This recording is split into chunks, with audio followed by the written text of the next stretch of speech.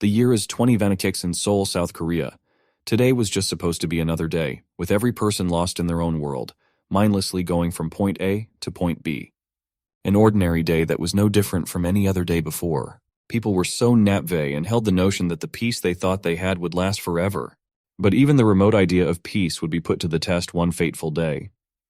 The day normalcy was shattered because of the appearance of what people now call dungeons. At that point in time, no human had any idea of what they were seeing, what was about to happen, and how different their lives would be from now on. The most apparent and terrifying rift in space appeared in the middle of a crowded city where the population and foot traffic were at its peak. It just came out of nowhere. A historically altering event that changed the course of humanity's trajectory. What came out of the dimensional rifts were monsters beyond human comprehension at that time. Muscular bodies, demonic horns, and eyes exploding with aggression. A countless number of monsters poured out of that dungeon. They did not waste a single second and immediately went after the people on the streets for some ungodly reasons. That was the day forces out of this world cornered humanity in fear. In a state of frenzied panic, the situation quickly devolved to a scenario where every man or woman was just thinking for themselves. Without the help of fellow humans, anyone would just be sitting ducks against this new fearsome force that just tore the fabric of space in the middle of a random street on a random day. The orc-like muscular monster raised its battle axe with vitriol, aiming for the poor woman who just happened to trip and fall. But it's not like everything was bleak and hopeless at this bizarre point in time. What came with the despair of the unknown horrors was hope from within. The merciless monster was swallowed by a bright light as a clean swing from a magical sword of a heroic figure took the beast down. They are humanity's hope in this world where every second of your life is under threat from unknown forces. The entities called hunters provide aid through the subjugation of any foreign enemies that dare to encroach on humanity's space. Boasting different abilities and masteries, they are the world's first and final line of defense. To these hunters, killing monsters is not all altruism and charity. There are resources that appear when you kill whatever creature a dimensional rift spews out. So instead of threatening humanity's very existence, they manage to turn the emergence of other worlds to make humanity prosper even more. Equipped with power that defies common sense and the physical limitations of the old world, the world of the hunters began. As for our story's protagonist, well, he's not exactly in a good spot. Today he has to run this errand with the Hunter Association registration office where, just like every other bureaucratic office, you have to get a number and wait until your number is called up. The woman at the other side of the desk was looking at the details in his paperwork, and she could not believe that someone like our man could exist. He possesses the rare labor class. His name is Yuji-ha, and you had better remember that. The office worker continued to inquire about any skills or traits that the man might have gotten through awakening. He just smiled as if this question had been asked about him 1,000 times now. Yuji-ha gave a wry smile and an awkward little laugh as he admitted that he did not possess any skills or traits at all. The heart of the city is a sprawling metropolis of massive conglomerates and organizations. Within a quaint corner of this metropolitan area was a small business with a potion bottle for a logo. It is the Seoul Sector 7 Hunter store. A young lady and what looked to be her dad entered the store to see and possibly buy some of the wares. Yuji-ha owns and manages this small hunter store business by himself. The dad was just looking to get some potions, but the young lady with him just smiled and pointed right at the owner. She came up to Yuji-ha carelessly to ask if he really was that man who got the rare labor class. He's been asked this question many times, but it doesn't get any easier or less awkward to answer every time. The labor class is rare for reasons that are far from good. The young lady asked if it really is true that Yuji-ha doesn't have any skills, essentially making it impossible for him to hunt. Customer dad just quickly gathered the potions they need and apologized for the young lady's straightforward words without reading the room. Yuji-ha assured the man that it's okay. He has gotten quite used to this type of thing now. Besides, the young lady did not say anything wrong either. As he scans the potions on the counter, he admits that he really does lack any special skill. Unlike most people, he doesn't even hunt and just gathers resources at the back from time to time. The young lady was still fascinated by the fact that such a man exists in this world. The dad lectured the young lady to stop asking such awkward questions and wasting time. But she also has a point that there is nothing wrong with being a little curious, especially in such a bizarre case. Just out front in the service road, it looks like the full swing of the city's armed forces and law enforcement squads are being deployed to an area in need of urgent assistance. Watching this sight from the storefront's window, The young lady reckons that there must be like a rank 3 dungeon that just opened somewhere if the defense forces are bringing in the panzers. There are also ambulances mixed among them. It's best to avoid where these aids are going. Ujiha watched as the customers bickered while watching the flow of endless forces going to a rank 3 dungeon. That already goes without saying, as these two customers do not even remotely have enough skill to entertain the thought of going to such a high-level dungeon. A few moments later, he respectfully sent the customers off in their own way. The two were still bickering non-stop. Ujiha knows that there would be a lot of resources in a place like a rank 3 dungeon, abundant treasures that he will probably never get his hands on, as it's impossible for the armed forces to even contact him for it. It has been 5 years since he's been awakened out of nowhere. On that special day, he got a unique class called Laborer. But it's hardly anything to be happy with. Looking at his Grand Hunter profile, it is evident that he did not get any skills or traits. He could not even dream of going inside a dungeon with other hunters to kill monsters. His stats were the definition of normal. He had already grappled with that fact, but instead of feeling bad for himself, he decided to be at the rear of hunts. After a company or guild swiped a dungeon, Ujiha would sneak in and pick up the leftovers, however much there is, and sell it for a profit. Well, nobody really recognizes the work he puts in. With that gig and owning the hunting store to peddle his wares, he makes a decent enough living to support his true passion, his love for reading old books, any old book that he could get his hands on. For Ujiha, nothing beats cracking open an ancient account of the past no matter what it is about. The little store does not get too busy in the middle of the day, so he gets plenty of time to peacefully read his old books. Today has been running quite long though, so long to the point that he's starting to yawn and become sleepy. The difficulty of his chosen literature for today might also be playing a part. He's an enthusiast, but the green book is still giving him a hard time. His eyes glossed over the pages until he could not bear the weight of his eyelids anymore. It's nap time for Mr. Labor Class. He finally passed out on top of the book that he was trying to decipher. The open page that he stopped at had this massive illustration of what looks like a magical tree. Collecting and reading old books is quite a chore for some, but there is a non-zero chance that it could lead to something extraordinary. The page that Ujiha paused at started emanating an energy full of vitality. That illustrious energy was quickly starting to converge on the realistic illustration. Ujiha was in his study at the hunter store, peacefully taking a midday nap 1 second ago, only to get transported to a mysterious plane as a piece of leaf hits his forehead. When he finally gained consciousness, panic and countless questions immediately flooded inside his head. He was now sitting in the middle of a mysterious jungle. After composing himself, at least a little bit, he started racking his brain to find out where he was. There doesn't seem to be any apparent landmark that he could observe, as the whole forest is covered with foliage and an encroaching thick fog. He tried pinching himself as hard as he could, and the pain proved that this is definitely not a dream. Another possibility would be that he is under an illusion. So he just decided to at least just check on his status window. Everything was pretty much normal in his status window.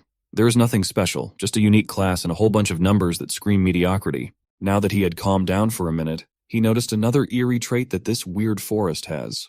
For how big and rich in vegetation it is, Ujiha cannot hear any animal sounds. It was dreadfully silent in the middle of these woods. He can't really make sense of anything visually too, since the fog throughout the area is so thick. What he can see clearly now with his limited vision are some twigs with a fruit that looks like it was hit by a storm. With his rich experience in handling ingredients for his shop, he has never seen any fruit that looks quite like the one he's looking at now. The status window system listed it down as a level 1 ether herb. It makes the ether consumption of all skills into 0 for 10 seconds when consumed. Ujiha has never heard of a plant called ether herb before, but he just could not believe its description. That effect was just way too absurd. No matter how you spin it, 0 consumption of ether for 10 seconds is way too amazing for an herb. To put it into context, let's try to understand what ether is in this world. Awakened hunters need this ether no matter what in order to use a skill.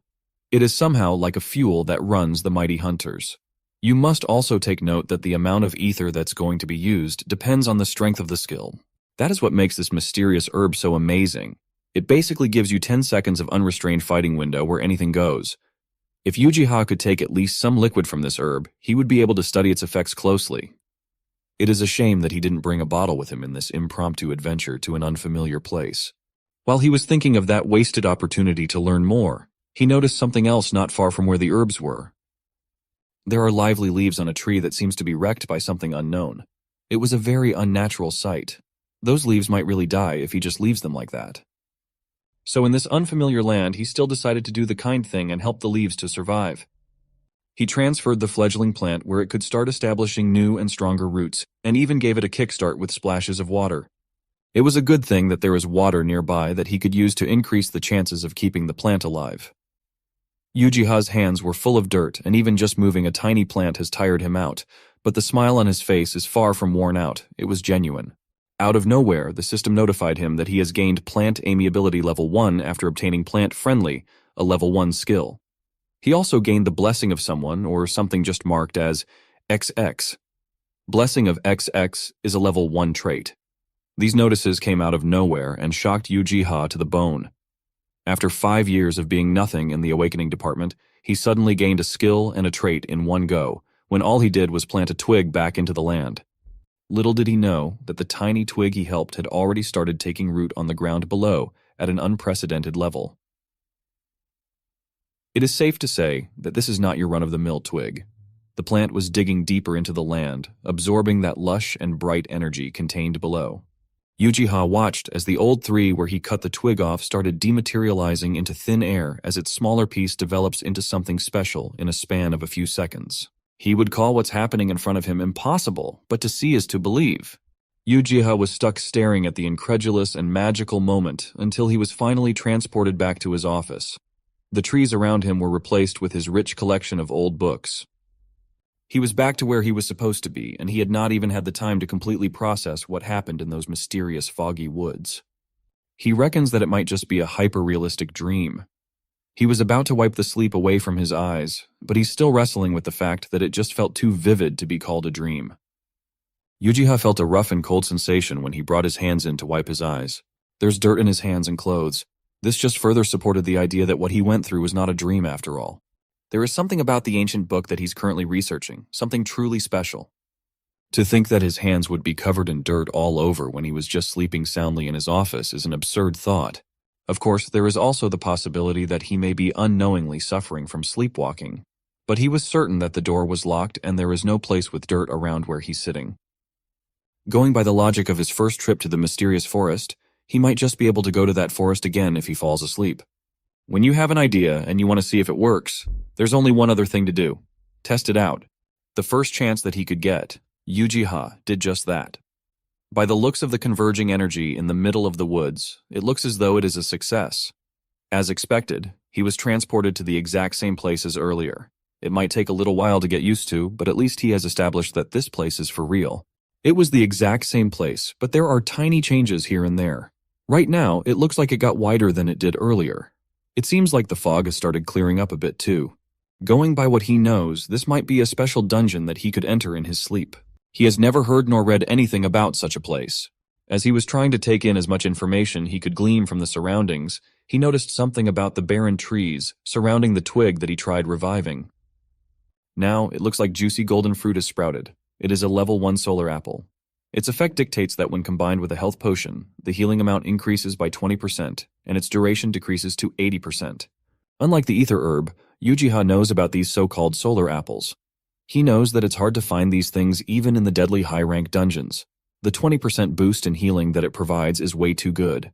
As an owner of a small hunting shop, he knows that health potion is the most commonly used item in dungeons. But the over-the-counter healing potions available to the public are small in quantity and only heal a maximum of 10% of maximum health. With the solar apple's effect on top of 20% healing buff, it even quickens the process by a ton. On top of that, there isn't only 1, 2, or 3 of these rare treasures.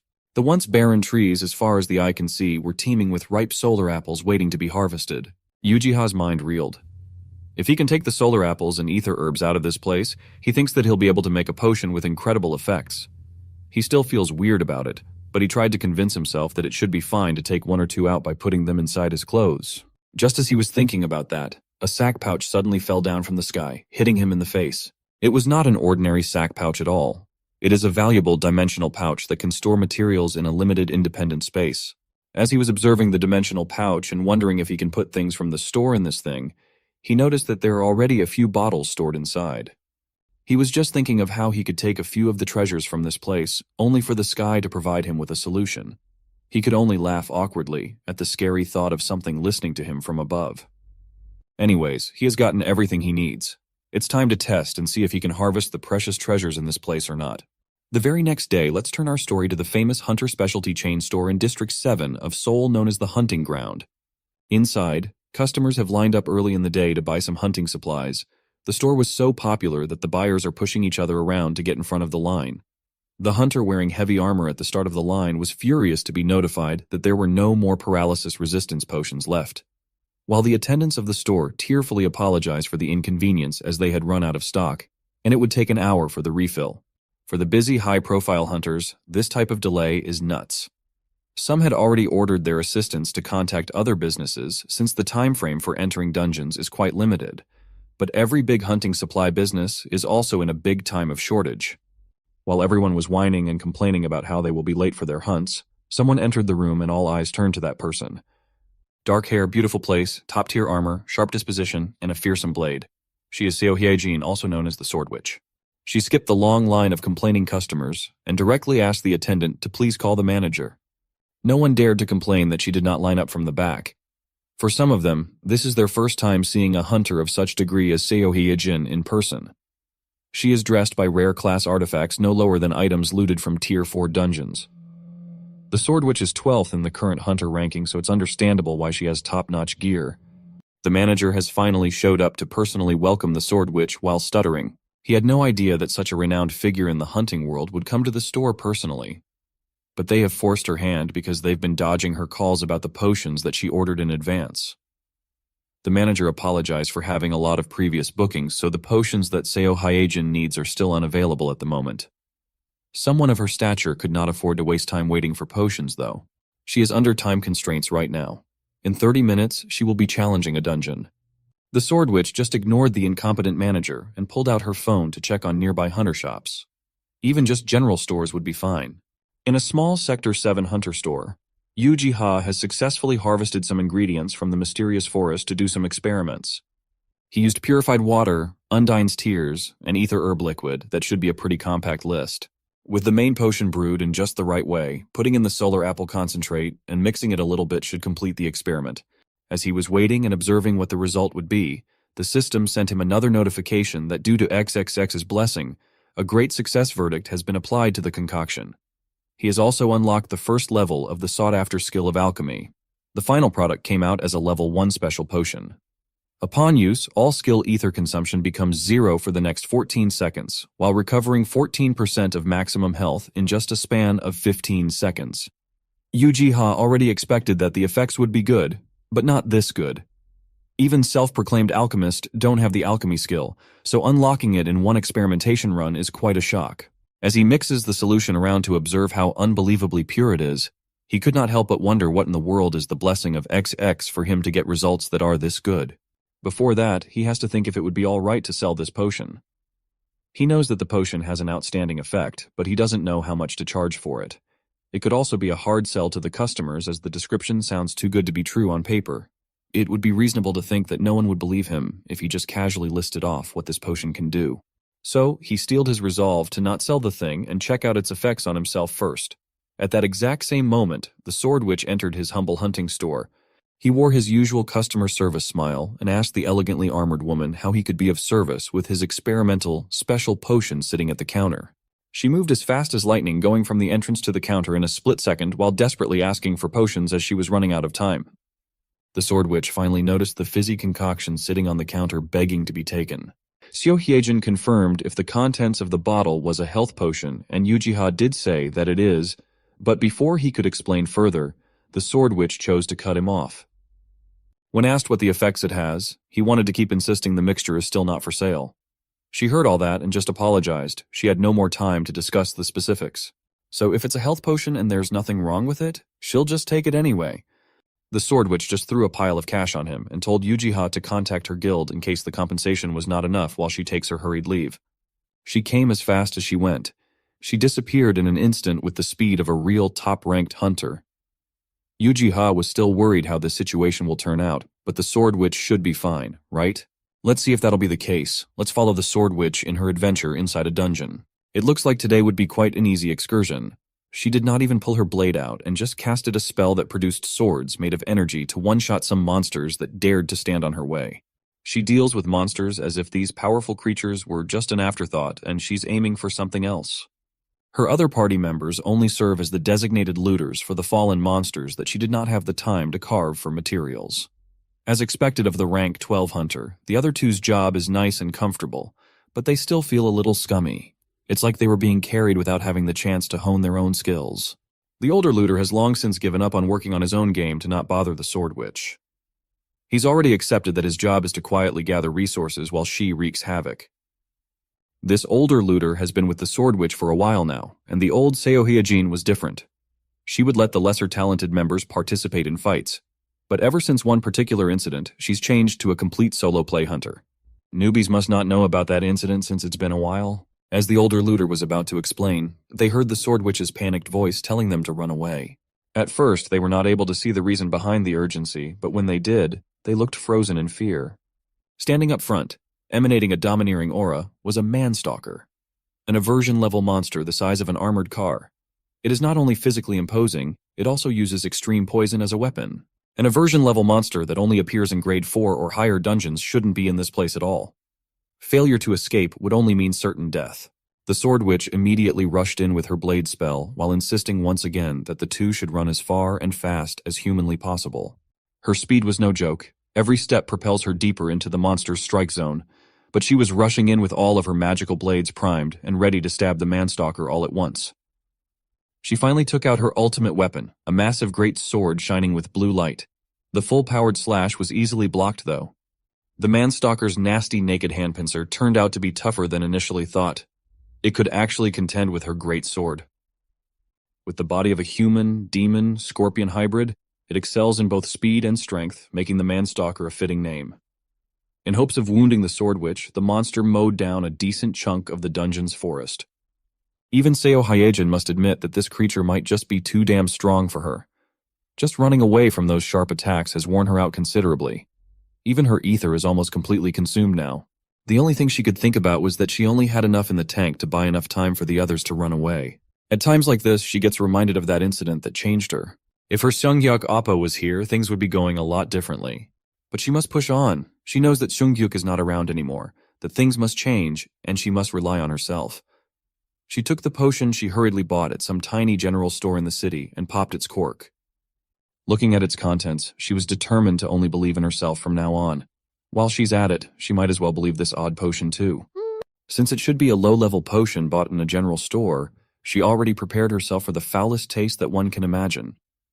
But to her surprise, the thing did not even taste nor felt awful. She emptied the entire flask in one sip without noticing. She confirmed that it is a potion, but it is oddly as delicious as a good beverage.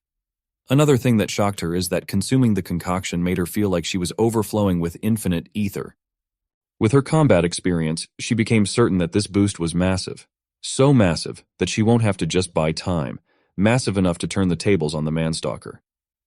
So she's going for round 2 of taking the initiative to advance instead of retreating.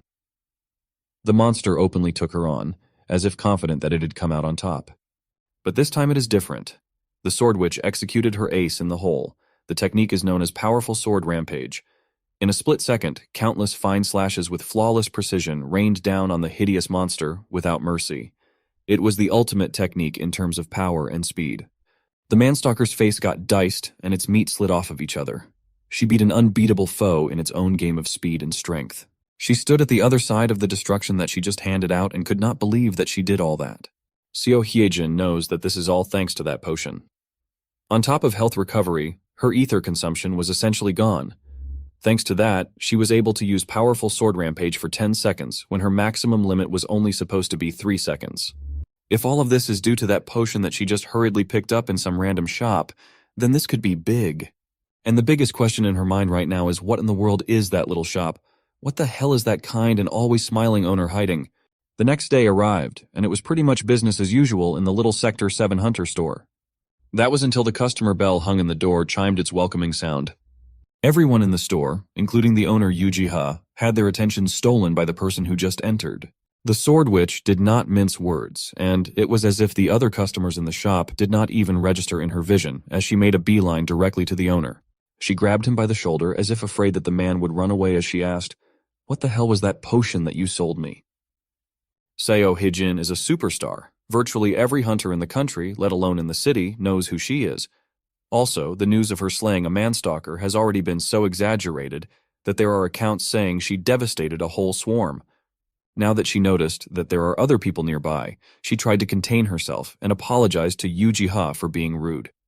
She insisted that there is a problem with the potion. The problem was that she had never seen a potion that can heal 14% max health and lift the cost of ether for skills altogether. Even the owner himself had already seen the uploaded clip. How she eliminating an aversion-ranked monster on her own in an amazing series of powerful moves. She kept on clarifying that it's not her that was impressive in that clip. It was the special potion. She just wants to know where Yuji-ha got it from or if he brewed it himself. He was quite prepared to answer any questions regarding his special brew by just showing the secret ingredient that he used. The ripe golden solar apple. The story he decided to go with was that he luckily stumbled upon the solar apple in a Tier 0 dungeon. That detail was too hard to believe, though. Even the Sword Witch herself had to take a pause and seriously think if solar apples are that common to the point of spawning in the least dangerous dungeon. Yuji-ha thinks that revealing the details about the forest could go wrong real quick, so he'll just make some excuses. Still, as the one who made it, he's genuinely happy that his potion helped the Sword Witch. She noticed something. As she looked around the limited space of the shop, she noticed another batch of interesting potions. The contents were blue this time around. She took one to inspect up close and asked him what the effects were. He casually explained that it gives 32% ice resistance that will last for 40 minutes. Hearing that description almost took Seo Hyejin out. She's a combat veteran, and she's certain that the best quality ice resistance potion in the market only gives 10% resistance and only lasts for 15 minutes max. This potion was miles better in every way possible. When asked where he found it, Yuji-ha started searching for another excuse in his mind. In reality, he just harvested another type of plant growing in the mysterious forest. Level 1. Winter strawberries can already provide 20% ice resistance for 30 minutes on their own. He took some of it, just enough to brew a batch of experimental ice resistance potions. Yuji-ha enjoys the process of brewing these potions with his alchemy skill in full display. He whipped up a whole batch and it made his alchemical skill jump to the second level. But when faced with questions about his methods, his go-to excuse was that he found it at the Tier 0 dungeon. The Sword Witch can see that this guy is just a bad liar. Seeing that he wants to keep his business secret, she won't pry anymore, seeing how uncomfortable the owner was. But she would like to buy all of these new ice resistance potions. She would even pay in cash. For a high-ranking hunter, bringing out a wad of paper is no big deal. She doesn't even need a receipt. He tried to say that this amount was way too much for just a few potions, but if you ask her, she knows that her cash is not even nearly enough for potions of this quality. Before going through the door, she finally asked him what his name was, and he just gave it with no fuss. Yuji-ha. She likes it. Yuji-ha has a nice ring in her ear. Before actually leaving the premises, the Sword Witch playfully told him that they'll see each other again next time. Back inside the mysterious forest, the place itself was starting to look better and better. He has been regularly harvesting glowstones, kindle gems. His winter strawberry basket is in need of refills after the Sword Witch's bulk buying, but he can just walk up and get some more. The glowstones and kindle gems were new finds for Yuji-ha. There was just so many precious resources in this forest without the threat of any dangerous monsters. He's reaping the benefits, but even now, he still has no clue about what or where this place is. He had gotten so used to the tranquil silence of the greenery that a tiny sound of movement behind the foliage caught his attention. Yuji-ha was put on high alert. He was certain that he did not hear that sound wrong. There is something lurking behind the bushes. Upon looking all over the place, he saw the source. Shock and curiosity was the chief emotions that he felt at that moment. He just happened upon a cute beetle-like creature with pincers in place of limbs. The system identified it as a pterodrone, a mythic monster that is as big as a small car. It resembles a beetle but sports its signature giant claws. He knows of the creature known as pterodrone. Mythic creatures are few and far between after all. Right now, he's not only seeing one, he's actually seeing several of them walking around. Contrary to their described size of being as big as a small car, these guys are tiny. Another bizarre thing was a transparent synthetic wall that he couldn't go past through in this part of the land. The pterodrones are grouping up and hastily heading for something. That something was a group of devil ants. They are hazard-ranked cargo truck-sized monsters. Killing one attracts 10 more of them, making them supremely difficult to deal with. The pterodrones were actually going up against some powerful foe for some unknown reason. Yuji-ha could only watch from behind the synthetic barrier as he recalls reading something about devil ants from one of his old books before. They are true blue hazard-ranked monsters, but the poison that they can emit makes them even more dangerous than some aversion-ranked monsters. Throughout this whole ordeal, there is just one glaring issue. The system prompts kept on telling him that these creatures were all supposed to be gigantic. Looking at it now, they just look like tiny bugs that are engaging in increasingly intense combat. The Terradrones are in the back foot. They are being absolutely demolished by the Devil Ants. These adorable Terradrones are trying to pick a fight and are losing. Most of them aren't even really fighters. Uchiha can only wonder what's making them do this. Seeing that the charming creatures were about to get steamrolled, he wanted to find a way to help them. As if the heavens heard his worries, a system prompt asking him if he wants to help his own Terradrone Legion in this war appeared all of a sudden. This implies that he can directly intervene in something that he doesn't really fully understand. The prompt also says that these are his Terradrones, implying that the mythical creatures are under him. It's in Uchiha's nature to feel inclined to press the yes button to help the Terradrones in this struggle. His Legion is losing pretty hard right now, but he can use his essence to cast an area buff. There are 4 choices: increasing HP by 30% for an hour, increasing poison resistance by 40% for an hour, increasing physical resistance by 30% for an hour. These 3 costs 1 essence each. The last choice costs 2 essence, and it simply grants the laborer's blessing. Helping them directly would be impossible with the synthetic shield on the way, but giving assistance like these options is the next best thing. He currently has 2 essences on him right now. The 4th option was the more expensive one out of all the choices, so Uchiha wanted to choose that one. As soon as he confirmed the bestowment of the laborer's blessing, it was as if every stat that the Terradrones possess was bolstered by divine intervention. They gained a much-needed physical augmentation and a valuable morale boost. It did not take too long before the Devil Ants were absolutely smoked quickly. The Terradrones turned the tables. They did not only turn it, but they also smashed it all over the ants' faces. These beetle boys actually minced these devils up so hard that they lost their creepy crawlers. Uchiha celebrated on the sidelines, proud of his so-called legion for winning the war. He couldn't believe that he just saw some mythical creatures prevail over adversity with his help. He personally thanked the Terradrones for standing up to their principles and protecting the forest. As he was praising them for their good work, Uchiha noticed that these little dudes are gathering something. They were offering up a whole lot of essence and ether stones. He smiled at the Terradrone Legion's generosity and thanked them for thinking of him. Unfortunately, Terradrones didn't understand what he tried to say. In the end, he just took 5 essences and 5 essence stones each. He wanted to leave the rest of this precious resource for the little guys that actually fought with their lives on the line. This much is already good for him. At that moment, the transparent synthetic barrier slowly dissolved into nothing. Now that the wall is gone, the area of the mysterious forest accessible to him has increased drastically. Likewise, the fog has been lifted too. He initially planned to only stay for a bit and do some harvesting today, but it is starting to look like he won't be going back for a while now. Exploration takes precedence. After the appearance of dungeons and hunters, something special was established to connect all the hunters in the world. A community for hunters by hunters known as the Hunter Net was formally established. Right now, the discussions in the Hunter Net are centering all about one person and one video clip. Hunter Rank 12, the fierce sword witch Seo Hyejin.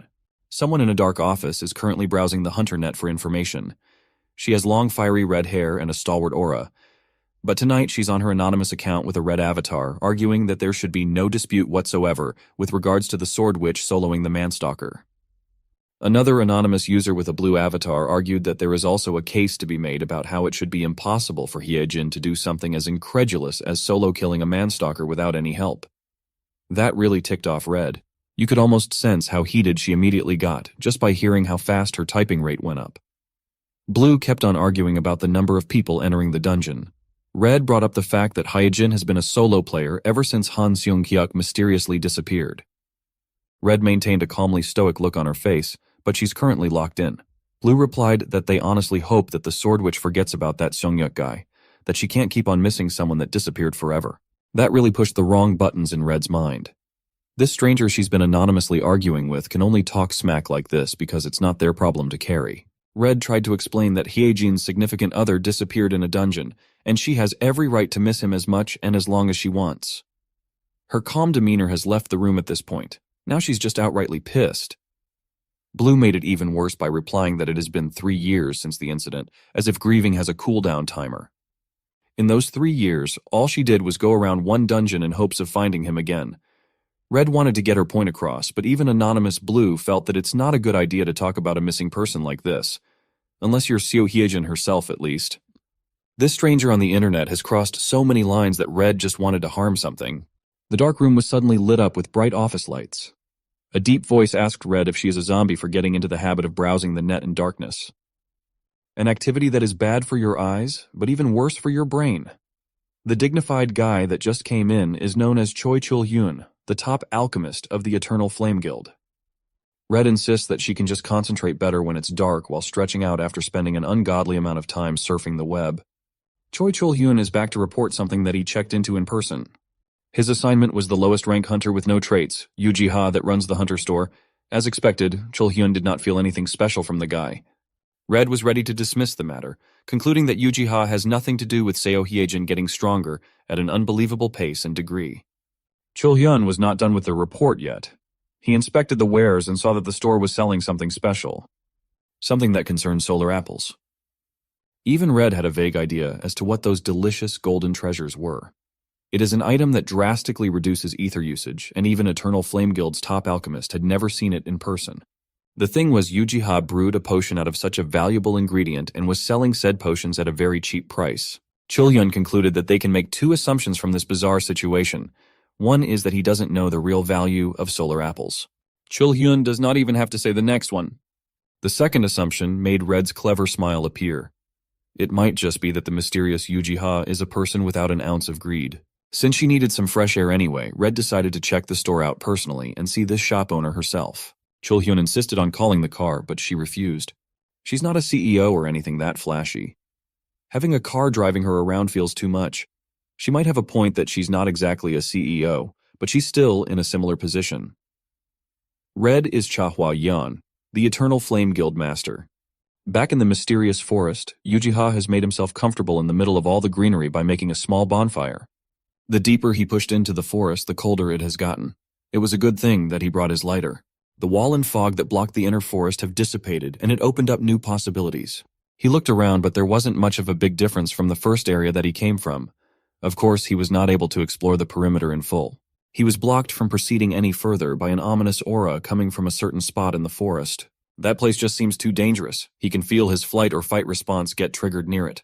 Ji-ha doesn't really want to put himself in danger for the sake of curiosity, so heading back for now seems to be the reasonable choice. Just as he was about to go up and leave, his legion of adorable pterodrones started meekly coming up to him. All of them had a worried look on their faces while carrying a mysterious plant seed each. These pterodrones have been carrying mist-chasing flower seeds all over the place to get rid of the fog. Apart from the ones from the Devil Ant War, Ji-ha can also see a new face, a shy pterodrone that is bigger than the rest.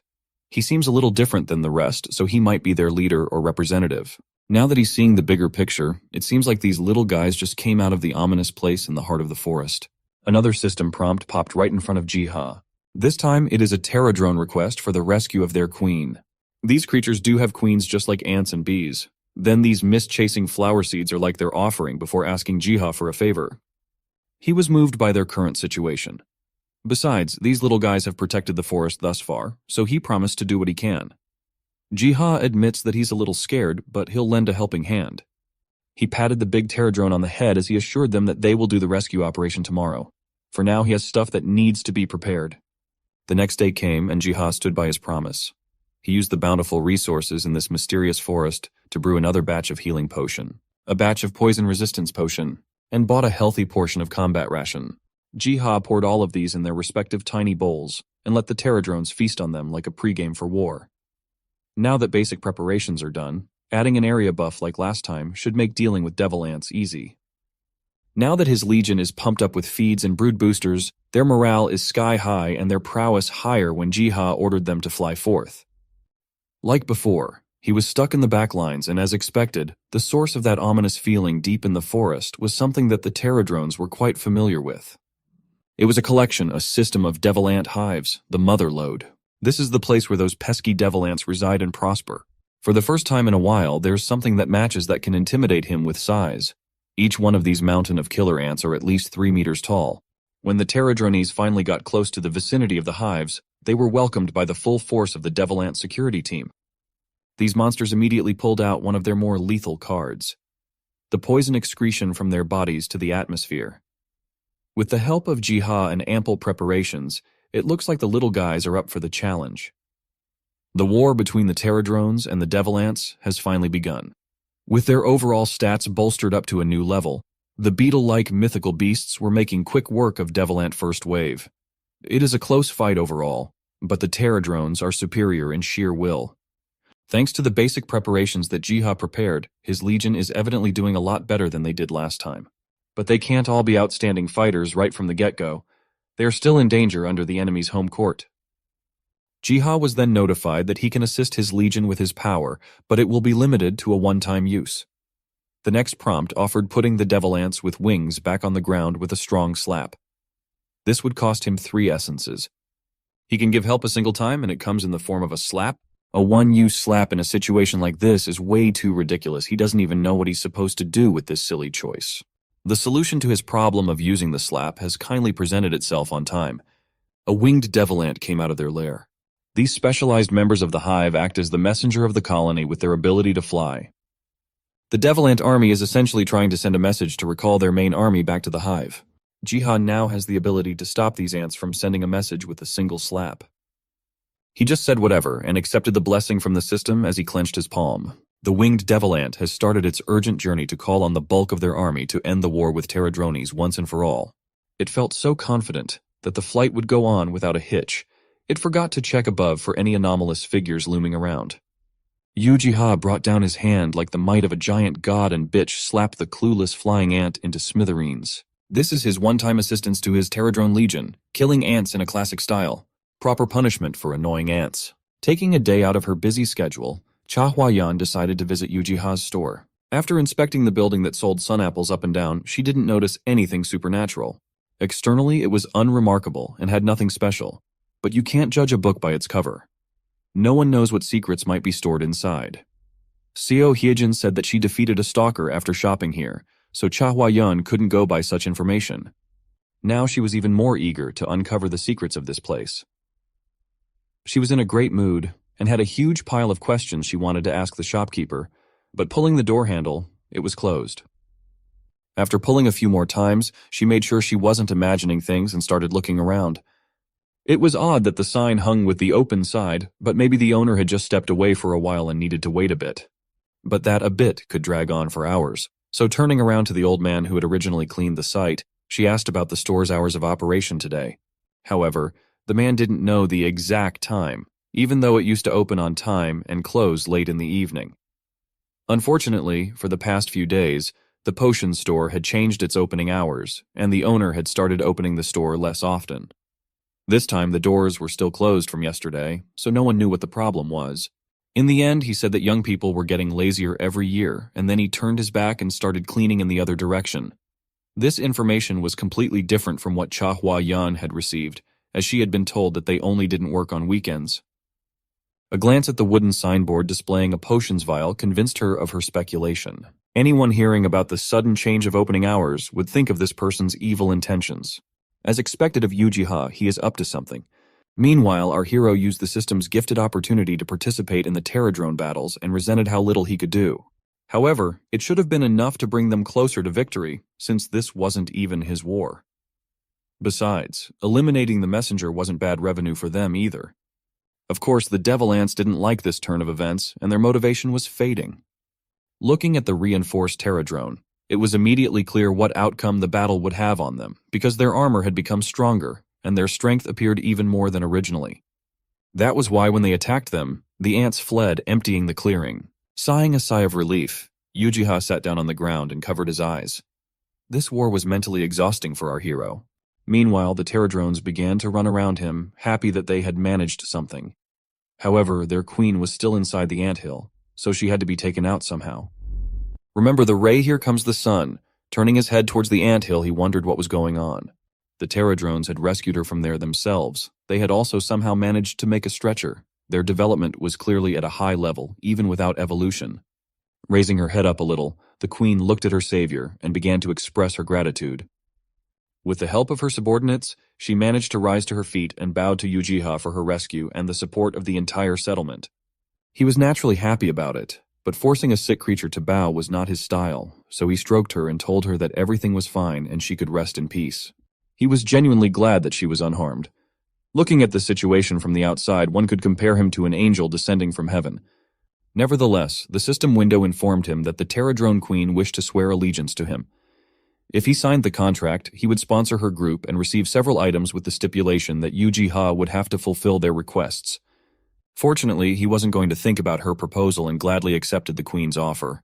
After notifying the loyalty of the Queen and her troops, the system notified that he could supply their squad directly. At the same moment, General Terradrone suddenly began to emit a bright light and absorb energy from the environment, changing his form. He managed to evolve thanks to the agreement he had signed, and his appearance changed a bit after that. Not only did its claws become larger and stronger, but also the chitinous shell that maintained the quality of its armor. Uchiha watched the transformation, and with a smile on his face, he marveled at the fact that he was pumped up. Now the Terradrone general began to more closely match his name, standing out from the uniform surroundings of his congeners. After circling above our hero's head for a bit, he raised his large claw and signaled to the rest of the group to get ready. At the same moment, they started carrying golden essence ingots and ether stones without paying attention to Uchiha's previous requests. After all, he had said that he didn't need so much. Examining the two large piles of consumables, he decided to only take 10 pieces each and leave the rest to the Terradrones. Besides, he already had something very valuable that the general had brought him before the battle. He took out 2 seeds of different colors from his pocket and examined them. The purple one was immediately clear that it was a wild grape, but the green one was more difficult. He couldn't immediately figure out what kind of fruit tree seed it was, so he left it for later. After getting up from the ground and shaking off his clothes, the protagonist decided that he would find out about it when it grew, and the forest would deal with the rest. Uchiha began to appear in this forest too often, so after looking around, he settled on the fact that it was time to build a hut. The very next day, a new gate to the dungeon opened, which the people did not miss out on seeing. A group of hunters passed through the gate without delay, looking for bait. One of them asked Hennim if he was sure the Queen of the Ants was here. He wrinkled his nose a little and decided not to yell at the fool, but calmed down and replied that he wasn't crazy enough to go into the dungeon of the devil ants. Besides, if they managed to loot the anthill properly, then everyone from the squad could earn a decent amount of money as a reward. However, his interlocutor immediately stopped in place and pointed forward, not understanding what was happening.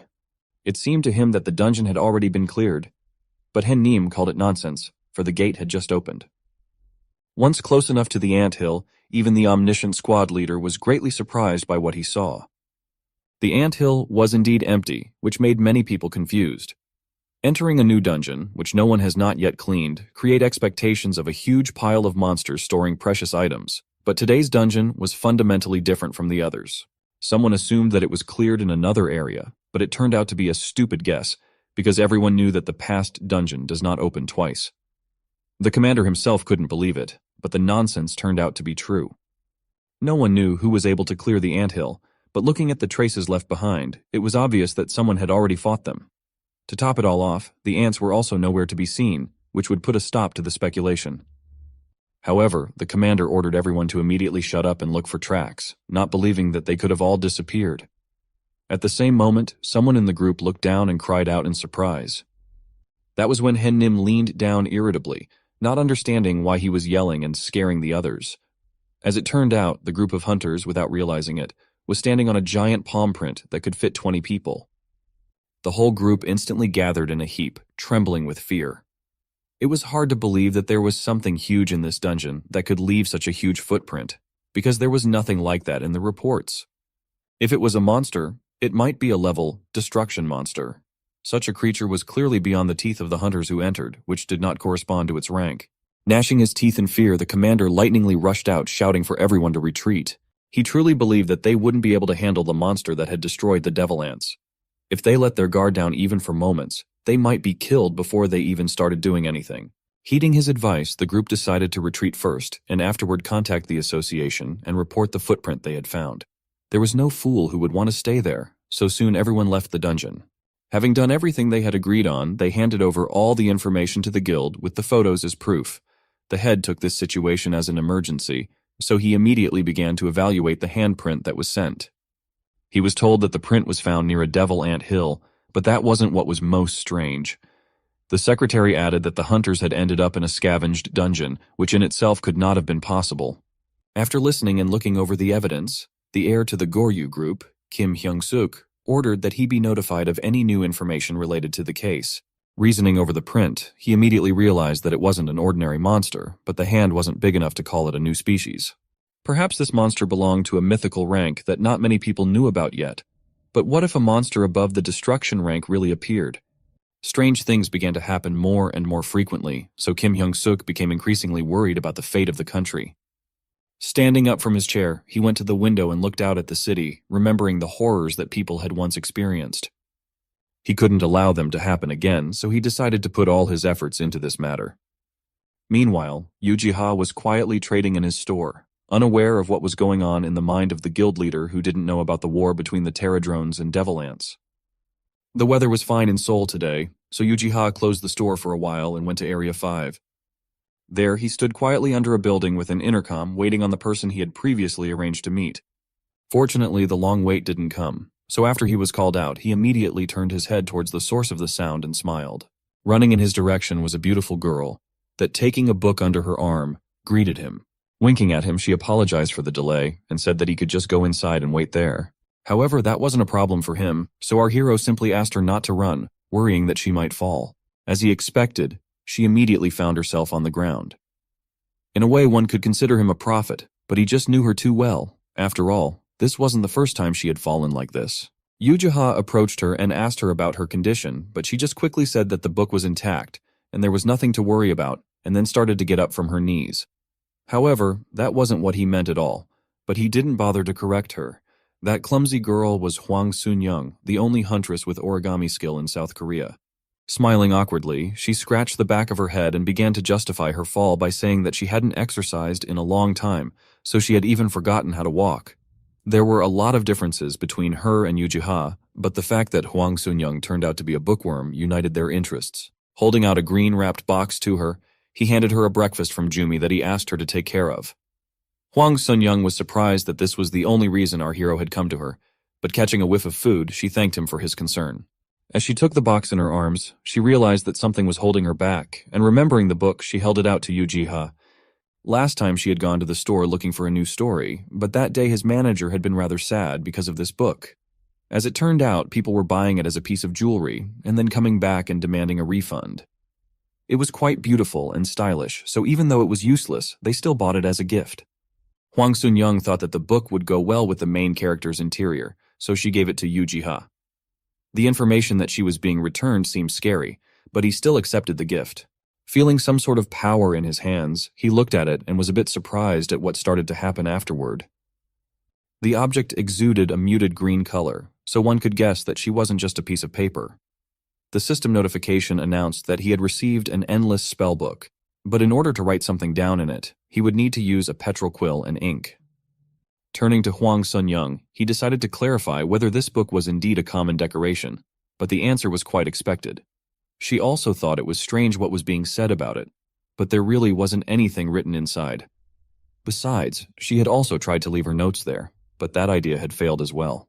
The manager must have also tried to try out the power of the book, but it didn't work out, so he decided to put it as a decoration. Yu-ji-ha was stunned by what he heard. Why did the information window pop up for him then? Most likely, she was simply not shown any data, causing her to calmly give it away without asking for anything in return. Our hero looked at her suspiciously, thinking about his own, but she thought that she did not please with the gift and was ready to take the book back. However, it turned out to be quite the opposite. After saying that he liked the book, Hwang Sun-young was very happy that she was able to give him something worthwhile. Looking at such a valuable book, he promised that he would use it to the fullest. He didn't know anything about it, but no one forbade experimentation. After saying goodbye to Hwang Sun-young, our hero went to his store where he opened the book and started writing. As he had been told earlier, it was not possible to leave notes neither with a pen nor with pencils. The information mentioned that he would need a petrol quill and ink. Somehow, he would be able to get the information about the petrel, but there would be a small problem. The petrel is a bird that is rarely seen in various desert areas, except in the oceans of the polar desert. In addition, it has a wingspan of approximately 25 meters. It's hard to imagine fighting against such an enormous bird. Looking at its size, Yu-ji-ha immediately realized that killing it and taking the feather would not be an easy task. On top of that, it was also rare, which meant that it would take more than one day to hunt. Giving up without even trying, our hero still decided to make the book an object of decoration, as the bookstore said. However, as soon as he put his hand on the sheet, particles of magic and system windows appeared in the air, granting him the skills of good handwriting and ancient magic. Uchiha couldn't believe that he had been given a new trait and didn't realize what this ability was for a long time. Squeezing his palm, he tested the gifted power, but felt nothing. However, the fact that he had managed to get it could not be a mere coincidence. Taking the pencil that he got from the nightstand in his hand, he tried to write the words on the usual yellowed pages. This time, the protagonist succeeded. The few lines he wrote raised his good handwriting skill level to level 2. After receiving his new ability, Uchiha tried out many things and learned a few facts. 1. He still couldn't write in a spellbook even after mastering such a useful trait. And 2. His handwriting had now gained elegance, as if he had graduated from a calligraphy school. In a way, it was a useful trait, because before he wrote like a chicken with his paw, but now anyone would understand his words. As he looked at what he had written and thought about where he could apply it, his heart thumped loudly in his chest, making him nervous. This state lasted for a few seconds, but it made our hero very alert who didn't realize what had happened. Uchiha quickly enough guessed what would happen, so he literally flew out the door of the store in a second. As expected, a portal opened up right next to his shop, and it looked like it was alerting people. The parameters of the portal said that it was of 0 rank. It was for working-class people, and it was only open for an hour. After reading this information, our hero could not believe his eyes, because to meet such a gate seemed to be an unprecedented luck. It was as if the portal was meant only for him, and it led directly to the petrol. Could it be the beautiful handwriting? He had a black viscous aura that scared people, but if he was a 0, it might be all right. All one had to do was just cross the threshold and find out. However, going there empty-handed was too reckless. Even though he was a rank 0, he was leading a direct path to a huge bird. Therefore, after returning to his store, Uchiha gathered the things he needed and entered another dimension that was breathtakingly beautiful. Huge waterfalls surrounded by forests created a rainbow over the surface that was mesmerizing in its brilliance. This location was perfect for the petrel's habitat. Just thinking about it, he heard the cry of a bird of prey behind him as it approached him. Turning around at the sound, anyone with an instinct for self-preservation would have given a yank and started hiding in the bushes, but the protagonist stayed put, shackled by fear. Her eyes burned red and her feathers developed a dark aura, intimidating her victim. Just as the information said, the storm petrel appeared to be of enormous size. Looking up, our hero could not believe that he had managed to see in reality such a huge rare bird that was the size of a building. However, the question of how to catch it was still open, which made him want to sob. Feeling something soft on his face, Uchiha opened his eyes and looked at the blue feather slowly descending downwards. As it turned out, the storm petrel had thrown off a dozen feathers and quietly flew back to its nest, leaving our hero alive. He was incredibly lucky, so he quickly began to collect items to his backpack without missing a single feather from the field of view. Now it was just a matter of finding ink.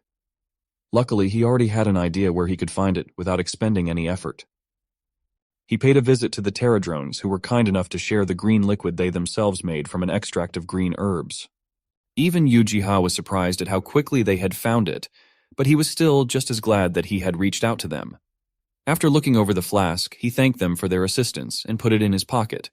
All the necessary items had been found, so they could begin their experiment. All that remained was to unravel the mystery of the endless spellbook he had prudently brought with him. Crouching on the nearest rock, our hero stuck his quill into the calligraphy rod. He wondered what riddle the book held, and then he made a few strokes. Since no one had any idea what it could do, he had to solve its mystery himself. As soon as he touched the book with his quill, the letters literally turned into yellow symbols that swirled around him. After flying a bit, they settled on one of the nearby trees where they recreated the full text of the message. As it turned out, they were runes that shimmered with golden light, surprising Uchiha in the process. They froze on the tree trunk, waiting to be deciphered. In an old book, Uchiha read about a great tree that taught people 4 spells. They were creation, harmony, change and destruction. But this power was hard to control, so runes were developed. The world tree gave them knowledge, but ancient magic was hard to control, so they created runic words to apply magic. However, our hero had never heard of anyone using runes. It seemed that he had managed to discover something new, a knowledge hitherto unknown to him. What he saw in the forest turned out to be exactly that elaborate cipher. As one could guess, they appear if certain conditions are met. But why were they engraved on the tree and not in a spellbook? Come to think of it, this was the exact tree that Uchiha had revived when he first came to this forest. It was hard for him to believe that such a small, almost withered sprout was a world tree. However, that wasn't what was important right now. It was unclear whether the runes would disappear in the future, so the protagonist decided to write in a book. It was the first time he had seen these inscriptions, but somehow it seemed as if he knew the designations of each of them. Destruction, the fire that will set everything on fire, read the inscription on the tree trunk. Copying each rune into the spellbook, our hero emphasized that the spell held some very harsh phrases. At the same moment, the system notified him that the Scroll of Change had gained the power of destruction, which increases the destructive power of rune magic. The book itself was filled with fire that did not burn and turned the written lines into a scroll. Uchiha did not want to do so, as the book would quickly thin and become useless. However, there was no choice, and the conjecture had to be tested. Rolling it up and tying it up with a red ribbon made a spell that was quite convenient to use. Such a product would sell well in his store, so the protagonist decided to write another 99 scrolls while there was still time. He was about to reach for the book to continue his work, but it began to exude power. The torn-off sheet reappeared in the book as if no one had done anything. This could only mean that the spellbook was truly endless. With such a marvelous item, one could not worry about money until old age, and he even had plenty of ink so Uchiha could make as many scrolls as he wanted. The only problem was that he didn't know what their properties were. It was only said to increase the destructive power of rune magic, and since our hero was not a mage, there was no way to test it. Unless you give it to some magician, and then from him and learn everything. Just this day, such a person came to his store right after Uchiha returned home. In front of him stood Cha Hua-yun herself in full uniform, holding a staff with a scarlet crystal behind her. Seeing our hero at the table, she took a quick step towards him, not hiding the anger on her face.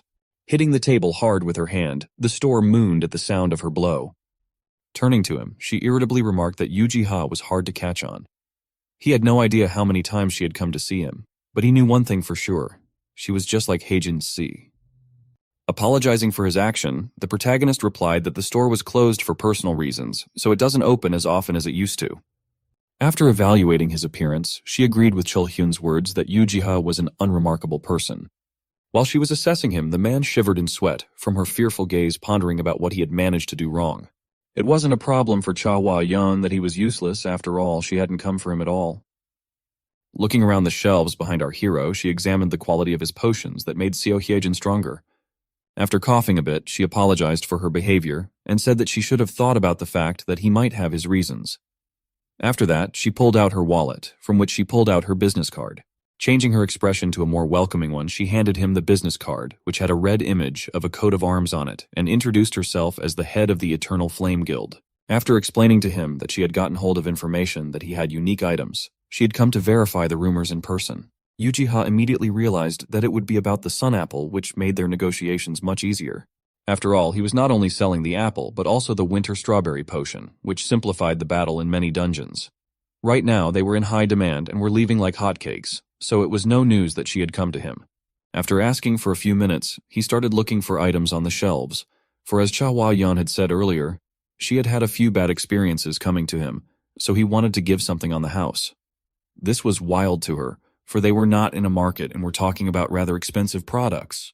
However, she didn't have to turn them down either. Turning around to her, our hero turned pale and did not know what to say. Due to some circumstances, he had run out of all the potions, which he regretted greatly. Uchiha had gotten too engrossed and neglected his work due to the incident with the Terra drones and the endless spellbook. Even he himself was beginning to doubt whether he was really a shopkeeper. After all, he had never run out of anything before. A little upset, the protagonist asked Cha Hua-yun to come back tomorrow when they were ready. From the situation, she was missing all the words she wanted to say originally. It took her a long time to realize whether he was kind or stupid, but that wouldn't make the goods appear. Since they were out, there was nothing that could be done. Turning toward the door, she frustratedly dragged her feet toward the exit. She wanted badly to use them in the dungeon she was going to today, but she'd end up having to reappear tomorrow. Luckily, remembering the scrolls she had made, he stood her up and asked about her skills. By the looks of it, it was clear that she was skilled in fire magic, but still decided to ask again, and his guesses were confirmed. Holding out his own handmade spell, Uchiha asked to use it as compensation for his time. Cha Hua-yun was greatly surprised when she was slipped a plain scroll, but the protagonist explained that he had only made it yesterday as a test sample. He was sorry to let her go empty-handed, so he decided to give it to the mage. Since she was so kindly offered an alternative, there was no reason to refuse. Opening the paper, it lit up with a bright flame similar to her hair. After reading the words on the scroll, "Your fire will set everything on fire," Cha Huayan began to play with the flames. Luckily, she liked both the phrase and the gift she had received so unexpectedly. After saying goodbye to each other, she closed the doors and headed towards her team. However, as she was leaving, Yujiha noticed that her staff had changed slightly. The sickle-shaped end with a core inside began to brightly emit an orange light. Had it shone like this originally? Meanwhile, Cha Huayan met up with her men and entered the Spider-Girl dungeon. The guardian monster was destroyed rather quickly, but the squad leader told them not to relax and to stick to the formation, occasionally looking around. As expected, fire magic worked perfectly against the insects, turning them into ash. As she continued to run forward, she tried to keep up the enthusiasm of the group, so she praised them little by little. If they kept working like this, getting to the center would be easy enough. All the while she had to fight the monsters, she noticed that her strength was getting more than usual. She didn't understand what was happening, but she could clearly see the runestone raging. Cha Huayan was on her guard the entire time, but as soon as she thought about it for a second, she found herself under attack. Luckily, she was warned in time, which allowed her to jump aside, avoiding the viscous liquid the spider girls were spitting. The man who had warned her was excited about the incident, so quickly asked how she was, but all seemed fine. There was one threat, however, that could have caused their operation to fail. As it turned out, there were a lot more monsters than the report said. The guy replied that there were a lot of changing factors in this dungeon, so it was not always possible to accurately determine the state of the dungeon. But what to do next? Retreat or regroup? After thinking about it for a bit, Cha Huayan ordered to forget about it and continue the offensive. Of course, everyone was worried about the condition of the guild manager's head and didn't want her to overdo it, but this time was very different. They didn't have to worry about her today, because thanks to the scroll, her strength had increased several times, and she was now capable of doing anything. Raising her staff into the air, she spoke the words of the scroll, and then the runes began to flow together, creating a powerful attack that no one had ever seen from her before. Cha Huayan ordered everyone to immediately fall back if they didn't want to be hit. Pointing her weapon in front of her, she directed the magic forward, whereupon a huge stream of flames began to incinerate every living thing that came under its influence.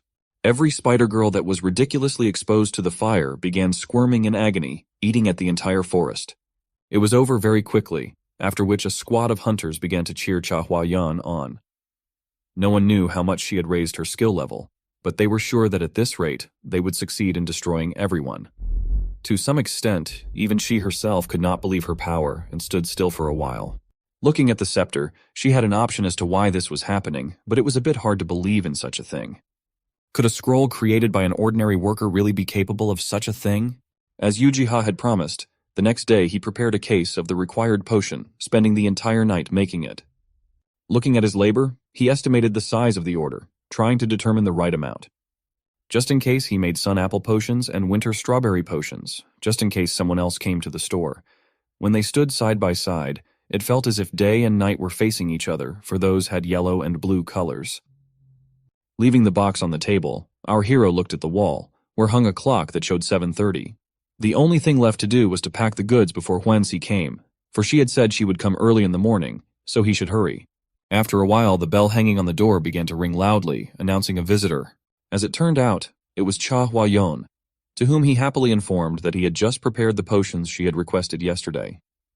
This time, however, she didn't come alone. Behind her stood a man in a business suit who was presumably a member of her guild.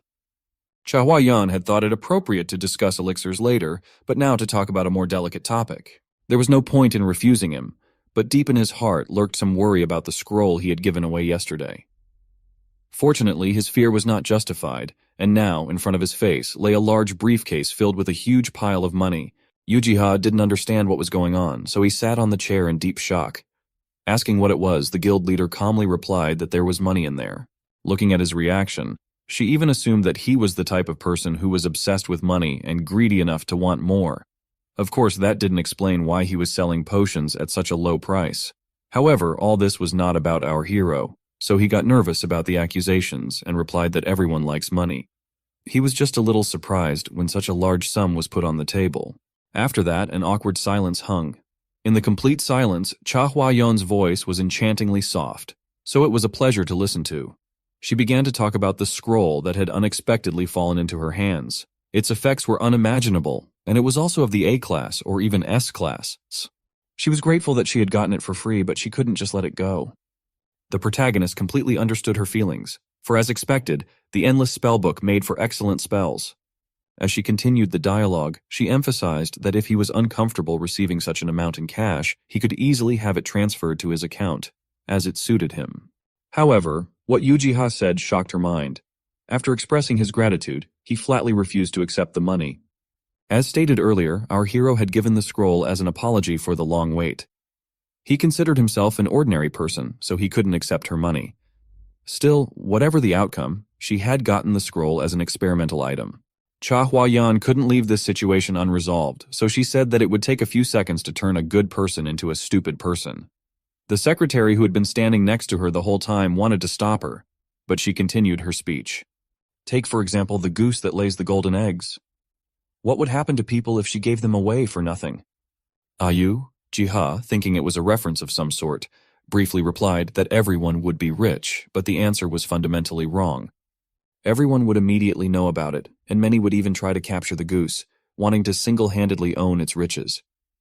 Of course, the fact that the protagonist was on the side of the hunters was good news in itself, but at the same time, it was no less dangerous. That was why she wanted to make him a rather pleasant and favorable offer. Her eyes instantly shone with fire as she offered to join the Eternal Flame Guild. This was quite an unexpected offer that needed to be thought about properly. Cha Hua-yan had said some bad things earlier just because she was worried about him, but at the same time, she wanted to attract him to her guild. There would be many people in this world who wanted to deceive him for their own gain, but she wanted to prevent that from happening. Besides, they had brought our hero a lot of money to prove that they could reward Yujiha's abilities properly. Eternal Flame was a guild known for its benefits, so he replied that they didn't need to go that far to convince him. However, she still wanted to show that such a famous guild would be able to take good care of him. To top it all off, they had many mages, but they also had alchemists as well. After patting the secretary on the shoulder, she introduced Chulin Si as their chief alchemist, supplying them with potions. Besides him, there were other skillful alchemists there, and even to them, they provided plenty of opportunities for their experiments, so there were no restrictions on research as such. If Yujiha did agree to join them, the guild would try to make his salary as close to what he wanted as possible. Moreover, Cha Hua-yan would agree to let him hold the position of chief or even higher. She did her best to attract him to her, but our hero only thanked her for her sparkling words and agreed to accept only them as a sign of goodwill. Cha Hua-yan quickly commanded Chulin Si to get the contract out as quickly as possible to sign the agreement, but he froze, for he was the first to realize what Yujiha had said. Literally a second later, and she realized what they had been told, so she was in deep shock at the rejection. She couldn't understand why he didn't agree to what was offered, so she was willing to raise the stakes and make the terms more generous. But for him, initially, everything was too much. He believed that there were more talented people that would be perfect for the position, so he was willing to sacrifice such an expensive place. After saying those words, she was literally boiling with anger and was ready to pounce on him, having spent days pounding into him that he was worthy of this position. The patient Chulheng Si was the only one holding back her impulse to fight and trying to resolve the situation. However, Cha Hua-yan was not going to stop and shouted at the top of her voice, asking Yujiha to stop humiliating herself. She only managed to keep quiet and calm down when he spoke, but it was not a fun story. He was originally a low-ranked hunter and had no powers whatsoever. He was able to create these potions not because of his skills, but only because he was lucky enough to find good friends. He was sure that one day his abilities might disappear, so he wasn't sure if he could do great things for a long time. In addition, Yujiha had become very attached to his little store. Of course, Cha Hua-yan didn't want to miss out on such a potential hunter, but the judicious Chulheng Si stopped her. Still, it would be quite difficult for them to change his mind, so he offered to stop there and show respect for his wishes. The protagonist was glad when they backed off, but to keep his morale up, he replied that he wouldn't forget their advice for the rest of his life and would be extremely careful. That was why he had promised to raise the price of the potion she had asked for yesterday, so now they had to be careful with him. Watching this cute situation, Cha Hua-yan only laughed. Anyone in the store would have thought that she was pushing him to do bad things. However, she was still a bit unpleasant to hear the rejection, but there was nothing she could do about it. Later, she warned him not to be afraid to ask for help if he found himself in a dangerous situation later on. Smiling at her warning, Yu asked him not to worry about him. If something like this happened, he had something that would warn him. Yujiha then pointed to a plant that literally looked like a bell. In addition, it had a similar name to the buzzing bell, which made a sound if a worker was in danger. Since the gate appeared, the protagonist could no longer spend time in nature. Monsters managed to take over not only the beach and the sea, but even in the mountains and valleys they managed to adapt, so it was quite difficult to find a place free of them. Only thanks to the Forest of Dreams he managed to avoid encountering the horrible creatures, at times morally resting there. Even now, strolling along the sandy beach, Uchiha finally had the opportunity to sincerely enjoy nature. The waves were humming and crashing against the sand relentlessly, creating soothing sounds. Only the subtle fragrance of the sea, like silk, touched the tip of his nose, making him sneeze at first. The view was indeed beautiful, but it was a bit hot. As expected, the sea was best for relieving headaches. Originally, the protagonist thought that there would only be a forest here, but after walking not too far, even the sea appeared. Now this place looked more like paradise than land. Today, he wanted to do some shopping, but after Cha Hua-yun came in, he got a bad headache, preventing him from working. After that, he felt like he had been robbed of his right to be the owner of his own store for a while and went into the forest. However, whatever it was, today he wanted to work on regaining his strength by sunbathing on the beach. Happy for the sudden rest, he promised himself that he would only eat and read. Working with people took too much energy, so exhausted from dealing with customers, he spent the day in the silence of the Forest of Dreams. Having made a fire in the evening, he sat comfortably surrounded by his favorite books, enjoying the last hours of his stay. But there was one minor detail that he had completely forgotten about. As if a curse had haunted him all his life, someone was always following him. No matter where Uchiha went, he was never able to be alone. Even now, while doing his business, a small snow-white cat with gray spots that looked a little like a snow leopard cub suddenly came to him. After watching the beautiful sunset that shimmered on the waves of the raging sea, darkness fell. Being a thoughtful person, Uchiha had built a small fire beforehand, which with its warm orange light illuminated the stone cave, creating a perfect light for reading books. It was extremely peaceful in this small shelter. The quiet crackling of wood and the chirping of crickets created a cozy atmosphere to fully experience the story being read. Once upon a time, no one had a problem listening to the sounds of the sea, but now it was occupied by monsters. Therefore, our hero is extremely lucky to be able to enjoy the sound of the waves. If only he had the chance to bring Senkohen or Sanyonuna here, he would do so without delay. Thoughts of his friends were like a warm blanket, warming his mind and distracting him from his hard everyday life. However, the memories of them faded away when strange sounds began to be heard from the other end of the cave. After listening to them, Uchiha realized that they sounded like a cat meowing. But what was it doing here? Taking a small log from the fire, he made a torch that lit the way well enough. Getting closer and closer to the source of the sound, the protagonist realized that the meow was different from the usual voice of a cat. Could it be a lion or a tiger? Coming out of the other end of the cave, he leaned toward the humming bell that grew quietly in this forest. The plant was quite quiet and did not make a single sound, which meant that the beast roaming nearby was not dangerous. However, the pterodrone suddenly flying over his head still startled Uchiha as he rushed into the thick of the forest. As he ran after the pterodrone, he began to hear the sounds of the animal screaming more and more clearly. As expected, the pterodrone led him straight to a white cat with black flecks in its fur. The system quickly identified the animal as Actus, but it was obvious from looking at it that it was larger than a normal cat. He was not in the best shape and was lying on the ground shivering and moaning in helplessness. Uchiha took him in his arms, thinking he could help him by giving him a potion. At the same moment, Pterodrone began to poke our hero with his claw, trying to draw his attention to himself. Turning around at his call, he started to apologize for being distracted and forgetting about him. But what he saw next touched his soul. Several Pterodrone brought to him fish that they had caught unbeknownst to him and were dragging them on their own 2 feet from the sea itself. Our hero was amazed at their care for the cat, so praised them for their hard work in helping the forest dweller. Pride overflowed his heart, because of which, as a thank you, he scratched one of the beetles on the head and promised to bring more delicious food next time. Just like that, the cat found himself in Uchiha's arms with a delicious meal and a vial of the promised potion. After he had eaten solidly, the protagonist was able to breathe a sigh of relief. It wasn't clear how he would feel about the potions, but it was worth a try.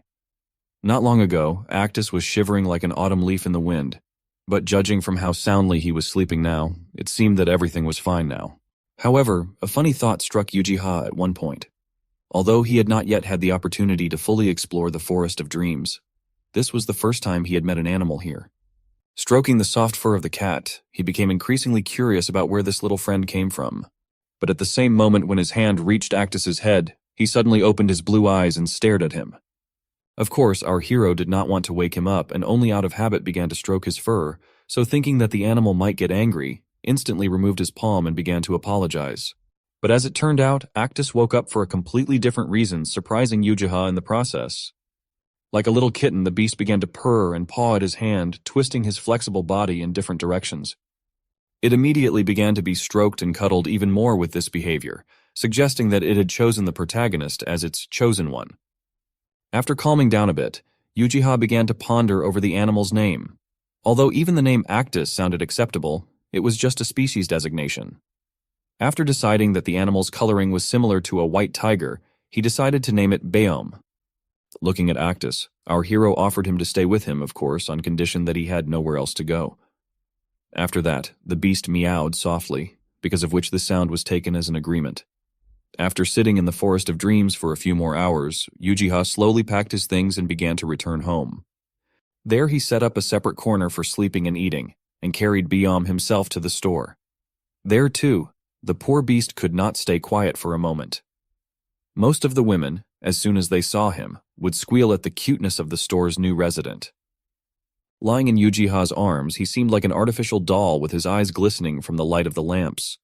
At some point, there were more and more people wanting to see Beom, which brought the store a huge income. Many people assumed that he belonged to the snow leopard family, but it was fundamentally wrong. Our hero found him in the dungeon and took him for himself as he had nowhere else to go. Looking at the yawning animal, a wave of sighs of delight spread throughout the building, and then he was finally introduced to Beom. One of the customers naturally wanted to pet the shining fur of the cat, so she thoughtfully asked for permission to do so. However, Beom himself was against touching other people's dirty hands, and as soon as the stranger's palm approached him, he immediately struck it with his claws. Uchiha became very nervous when the customer's hand turned red from scratching, causing him to ask how her hand was. Luckily, she was fine, unlike her broken heart. Naturally, the protagonist tried his best to smooth things over and apologize for this little incident, explaining that Beom was just shy. Stroking the animal on the head, he asked him not to throw at people anymore, while he himself in his head replayed his behavior. As it turned out, Beom was kind only to him, and to the others he treated them like assholes. If he continued to treat people like that, then keeping him in the store would not be a good idea. However, even so, he couldn't leave him at home so easily. Besides, Uchiha still wanted to show off the cuteness of his new friend. After this incident, most of the customers took their orders and went home. Instead, Seo-hye-jin came to him holding a coffee stand in her hand. She had business to attend to, so she stopped by the store, grabbing some coffee on the way, assuming he liked it. After a brief greeting, she noticed the quiet sound of a cat that had folded its paws under itself and was sitting on the counter. She instantly grabbed a coat rack standing in the corner and began to cover herself with it, asking what kind of animal was sitting next to him. The protagonist calmly called its name and introduced it as a small tiger while she trembled behind the wood, moving further away towards the exit. As it turned out, she was scared shitless of cats. Mustering up her courage, Hejin-si carefully walked over to the counter and handed the coffee to Uchiha, who hadn't even hoped for this little gift. However, in the very next second, she jumped back, asking the animal that had gotten up from its seat to stay away from her. But there was nowhere to go. Beom was now living with him, so she would be coming to the potion shop every day. No one had any idea that she would be afraid of the cat, which caused Uchiha to ask the dwarf cat to bring it down to the floor. Instead, Beom sat back down in his seat, starting to purr so loudly that he could be heard in the other room. As it turned out, the one wanted Seo-hye-jin to pet him, but this behavior of his was particularly strange. Previously, he was unwilling to let other people's hands touch his fur, but now he was willing to voluntarily rush towards her. Hearing this information, she walked over to the counter and gingerly, reaching out her palm closer and closer, touched Beom. His fur was very soft, and the vibrating sounds from his purring made it feel like a light massage on her fingertips. Still, this tiger was one of the gentlest animals Hejin-si had ever met. The name tiger was the only thing that came from it, and as such, it turned out to be a very even affectionate beast. Playing with the cat had knocked out all the thoughts with which she had come to the store, so she did not immediately remember the reason for which she had come. She had come here to warn Uchiha that Hunter.net was getting more and more violent because it was giving away free reinforcement scrolls. However, this was no longer news. Shrugging his shoulders, he replied that even so, The leader of the Eternal Flame had already come yesterday. He gave Chahwa-yon a scroll that was worth at least a few million, which suggested that he was either not an ambitious person or simply a fool. However, Seo Hyejin was sure that he was just the kind of person who didn't calculate anything and wasn't greedy, an ordinary salesman that does good to the people around him. Perhaps that's what attracts people to him, and that's the reason why she started coming to his store so often. Even just watching he begged Byam to stop chewing and stretching his shirt told her that he had no evil intentions. Except that this idyll was interrupted by the fiercely loud ringing of a humming bell that grew behind the counter of the store. Such trembling of the plant could only mean one thing. What he was here for, a warning of the danger that could threaten his life. After that, all the loudspeakers began to announce the occurrence of a Type 4 disaster, asking all residents living nearby to urgently evacuate the area. Unfortunately, this was not a drill, so Haejin-si shouted for Yuji-ha to leave the store immediately. In the haste and utter confusion, our hero had to leave the building immediately, running away with his so-called kitty in his arms. The hunters have arrived, and the armed forces are coordinating with them to lead the people and guide them to the evacuation sites. Young, old men, women, and children, anyone who can be affected by the upcoming disaster, is being quickly transported to a safer place, and that includes Yiha and little Byam. If it's a Type 4 warning, they must be facing the catastrophe of a Category 4 dungeon.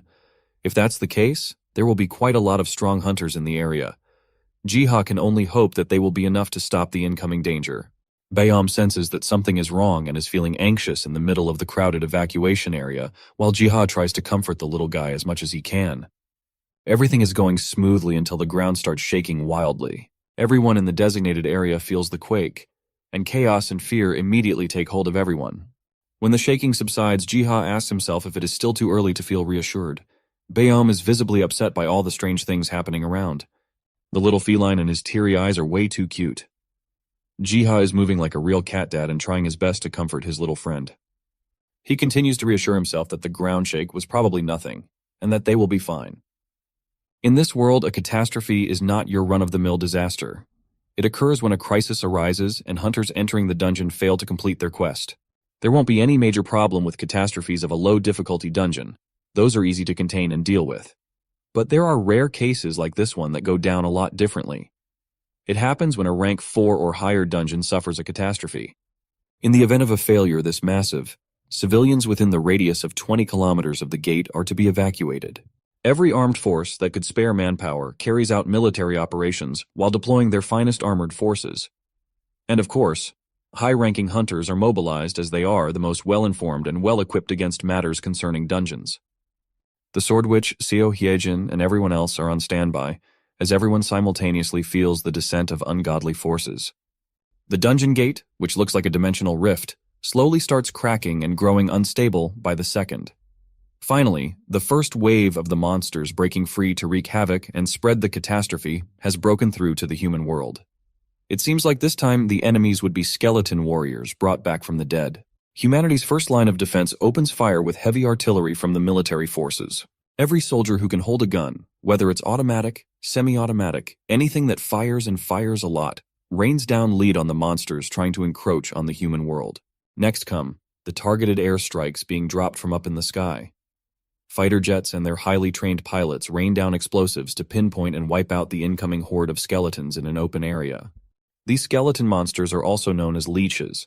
If these are the type of monsters that triggered the catastrophe, then the undead dungeon attack must have failed. Goryeo Group successor Kim Hyung-suk remains confident that even against these liches, their firepower would be enough to end it soon. He is already thinking of how to get away right after finishing up the remnants. He turns to one of the commanding military officers and suggests a focus fire on the gate itself. The hunters will deal with the monsters that slip through the cracks and the curse-using leeches. Kim Hyung-suk is quite certain that this operation is a lock for success, but that would only be the case if there's no other variable in the mix. Looking at the gate and the gigantic grotesque creature emerging from it with its red eyes and disgusting mouth, it is starting to look like the worst is yet to come. Hyung-suk identifies the creature coming out of the gate as a monstrous being. He immediately alerts all forces to up the urgency and focus their entire firepower on the bastard that has just emerged from the fractured dungeon gate. Next comes the green light for open fire, an all-out attack that will pour out everything that human technology is capable of given the circumstance. Hellfire of explosives coming from the skies and the ground rains down on the monstrous being, but it's looking like it is not faltering with its advance at all. It even taunts the military forces by catching one of the missiles right out of the air and putting the damn thing in its mouth. The booming sound and the scorched earth explosion that result from the combination of everything that the military has are destructive to the highest degree. The foot soldiers see this and start celebrating their successful defense against the monstrous being. It looks like their focused firepower was quite effective at first glance. But Kim Hyung-suk knows that a monstrous being is a disaster-rank creature. This much attack, no matter how impressive or destructive it is, won't even leave a scratch on it. As the smoke, dust, and debris settle, what emerges is the unscathed, hideous giant with a permanent mocking smile on its ugly face. It is capable of almost human thought, and in its demented head, it just keeps repeating that there are enemies, dangerous enemies. And when there are dangerous enemies, it must kill. The monstrous being literally tanks every explosive and high-caliber bullet thrown at it, and it is now ready to take the initiative for its own attack. Kim Hyung-suk notices that the monster is angling their way and orders the armed forces to dodge the incoming charge. Everyone has not gotten out of the way yet, but it seems like that won't be a problem. The massive undead monster just passes them by without attacking at all. That bastard's goal is not the attacking military units in the front lines. It is so much worse than that. It is the spherical evacuation center at the heart of the city.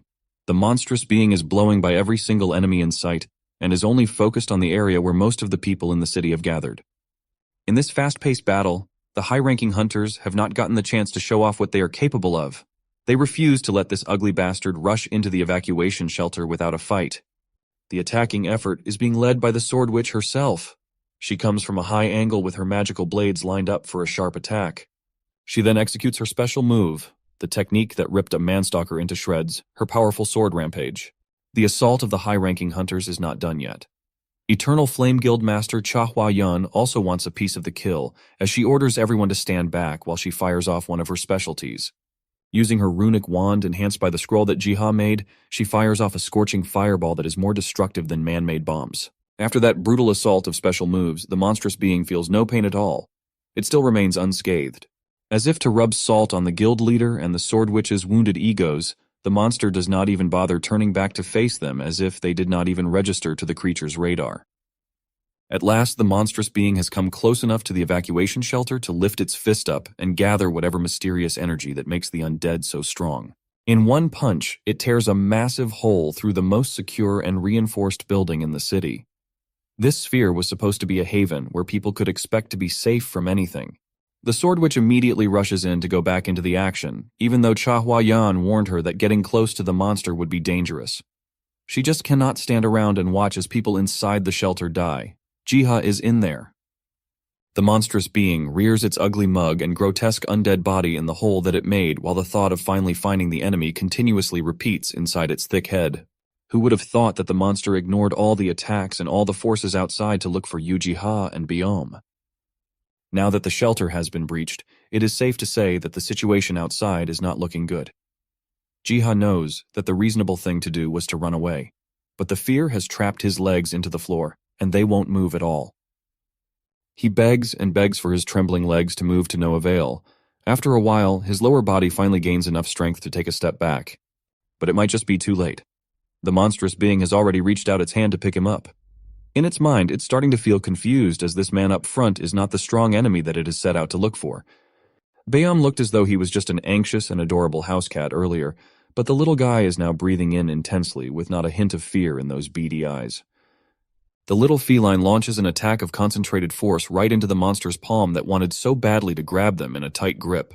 Biome has stopped the immediate danger, and he is not stopping now. The Actus jumps out of Jiha's embrace and faces the monstrous being directly. Biome then starts talking to the monstrous being telepathically, calling it a lowly demonic being. After hearing that domineering voice inside its head, the monster that rendered every human force useless loses its grotesque smile and starts sweating nervously.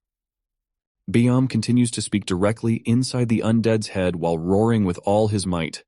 For a brief moment, the form of a fully grown Actus appears like a terrifyingly ferocious mirage. It invokes a primal fear inside the monstrous being's mind, causing it to stop moving altogether. Outside, the Sword Witch also feels that an enormous amount of ether just got unleashed from the inside of the shelter. Well, whatever it was, it has given the high-ranking hunters another chance when the monstrous being is just standing there frozen. Eternal Flame Guild leader Cha Hua-yan already knows what the Sword Witch needs before she can even ask for help. Hua Yan fires a nourishing flame directly onto the sword witch's blade. It looks as though her weapon has absorbed the guild leader's destructive potential. With that boost in strength and fire attribute, Seo Hyejin's and Cha Hua Yan's combo attack rages on as the fire sword rampant. This time, the monster cannot just ignore the pain or remain unscathed. The combined force of two rankers is impossible to contend with when you are under the primal fear of Biome's corporeal mirage. That single series of attacks almost takes everything that the sword witch has in her gas tank. When Hua Yan walks forward to confirm if the mission is over, Hyejin replies that they cannot let their guard down yet, especially against whatever it is that released an enormous amount of ether inside the evacuation shelter. Upon entering through the massive opening that the monster made, the only ones the hunters see are Ji-ha and Biome. It is just the gentle store manager and his adorable pet that can secretly dominate a disaster-level threat with no problems. The monster was defeated. Watching the others deal with the aftermath of the attack, Seo was surprised to note that she no longer felt the ether. Remembering what had happened, she couldn't help but wonder what it was all about, and what she had felt at the time. Finally getting home and taking a shower, Yu could finally relax. With a sigh of relief, he noted that today had been a really crazy day. Fortunately, however, everything had turned out all right. As soon as he sat down on the chair, Biome immediately jumped into his lap. He started rubbing against him, begging to be petted. Unable to resist this temptation, our hero began to caress him. He praised Biome for a job well done, as it was only because of that he was alive now. Yu also noted that when they had encountered the monster, his pet had seemed very angry. However, there was no trace of that anger now. While our hero was thinking about the monster, an interesting thought suddenly popped into his head, which he immediately decided to write in an endless book of spells. While our hero was writing something in the book, on the screen of someone's laptop appeared information about the recently defeated monster, which appeared from the gate of level 4 and almost destroyed the hideout. That laptop belonged to none other than the heir of the Goryu group, Kim Hyun-suk. Seeing the information that appeared on the website, he was very surprised. The website said that the newly appeared monster was 15 meters tall and ugly, but it had tremendous strength. But that's not what surprised Kim Hyun-suk. In fact, he couldn't believe that the information on the website had been updated. At the same time, our hero finished writing and closed the book. Humming a cheerful tune, he said that what he had written should have been enough. Lastly, he wondered if this was the kind of site where no one could edit anything. After a while, the three largest hunter guilds met to discuss the past incident. They all knew that the monster had been killed by the airwave, but it wasn't their hunters who did it. However, if the ether had not exploded, there was no telling if they would have been able to stop the monster in time. Everyone only had one question: who did it? Everyone excitedly began to discuss and offer their options. Some said it was a simple phenomenon. Others said that not everyone in the asylum had felt the etheric blast. Some suggested to investigate the asylum to find the reason. After hearing all the speculations, Kim Hyun-suk asked if they had seen the update on MireWiki. Without waiting for an answer, he continued by saying that someone had the power to not only scare the monster, but also to add that information to a site that no one could edit. Hearing this, Seo Hyejin said that two assumptions could be made from this. Either the person who chased away the monster was in an orphanage, or someone had a unique ability that was different from that of ordinary hunters. Cha Hua Yan immediately intervened in the conversation. She said that the people who were in the shelter said that they heard a cat roar when the explosion occurred. Hearing this, Kim Hyun-suk said that he didn't think the information could help them. However, that one went on to say that that strange shopkeeper was also there. Furthermore, he had a cat that looked a lot like a snow leopard. From what they heard, everyone present was shocked. After a while, Yu was standing behind his store as usual. When he heard that someone had come, he greeted them with a smile as usual. However, when he took a closer look, he realized that the visitors this time were not ordinary. After all, the three heads of the largest guilds were in front of him. Yu was a little frightened when he saw them walking towards him with determination. Not understanding why three such important people had come to him at once, he worriedly asked what had happened. However, it was much simpler than he had imagined. All they wanted was to see his cat. Yu wondered if they had come just to see Biome. He wanted to add that Biome would get scared and run away if they made so much noise. But in the next moment, a rustling sound was heard nearby, causing everyone to look over there. As it turned out, it was Biome, who, to everyone's surprise, jumped onto the counter. Like an ordinary cat, he yawned sweetly and stretched. All three guild heads immediately rushed over to him, trying to see if he was the one who had caused the ether to explode. Biome looked at the guests and meowed in bewilderment as if asking what they wanted from him. Cha Hua Yan decided to take a closer look at the cat and picked him up. She wondered if he was the one who had caused the airwave, because at first glance he seemed to be an ordinary cat. Yu immediately panicked and told her to let him go as he didn't like being held like that. However, she didn't pay attention to his warnings. Turning to the others, she said she didn't feel the presence of ether in that one. She was sure that if that cat had been the culprit of the explosion, she had certainly sensed it. Bayam, who didn't particularly like sitting in a stranger's arms, tried to pull away. Realizing that the girl was not going to let him go, he immediately sank his sharp fangs into her hand, causing her to cry out painfully. Bayam jumped out of the girl's hands and jumped back onto the counter. Yu told the irritated Chahua Yan to be careful, as Bayam had a temper and could bite. At the same time, Xiao Hyejin intervened. She said that she heard that he was at the orphanage during the incident with the monster. She added that she heard that someone heard a cat roar right before the monster escaped. Hearing this, Yu smiled awkwardly and replied that his cat might have actually gotten scared and started meowing loudly. Fixing his points, Kim Hyunsuk thoughtfully replied that that was indeed the case. Even though he agreed with it, he still had his doubts. However, when he saw the cat trying to jump on his master's head, he realized that their suspicions were false. There was no way he could believe that there was a cat in front of him who could stop such a strong monster. But it didn't matter, because if he could, he would try to hire the store clerk right now. But this wasn't the right time. Even though Cha Hua-yan had already been rejected once, it was clear that she wasn't going to give up, and Kim Hyunsuk had no desire to compete with her. Deciding to put that idea off until a better time, he turned around and headed for the exit. He told our hero that he would see her again. Cha Hua-yan immediately followed him, saying that she wanted to see him rejected too. Xiao Hyejin, on the other hand, didn't stay long. Smiling brightly, she promised to come back again. Our hero didn't mind at all and replied that she could come back any time. That night, Yu lay on a lounge chair by the fire and read a book. He came across some information about Gehenna Continent. He had already heard about it somewhere, so he immediately started reading with interest. According to the information in the book, Gehenna Continent was a place where many different people lived together with the Great Tree. The tree created nature gods to protect the continent. After reading this, Yu was very surprised. As he continued reading, he came across a description of one of the nature gods. It had white fur with dark spots and was the raging fangs of nature. Our hero was shocked by what he read. The description of the creature he had just read about matched Biam's image exactly. Yu looked at his pet, who was sleeping peacefully on his lap, and wondered, Biam is a nature god? The realization that this might be true made him jump up sharply. Even though this little cat didn't look like a nature god, the things that had happened around him during this time hinted that it could very well be true. Yu realized that none of this could be a coincidence. The guild leaders had already mentioned that there had been a large etheric explosion in the asylum back then. And after comparing all the facts, our hero came to the conclusion that it was most likely the work of Biam's paws. Looking at the little kitten that was lying on his lap, Yu wondered if he could consider it a nature god. After all, if that was really the case, then the tree from his dream could also be the very real-world tree. When he thought about it, he realized that it all really did make sense.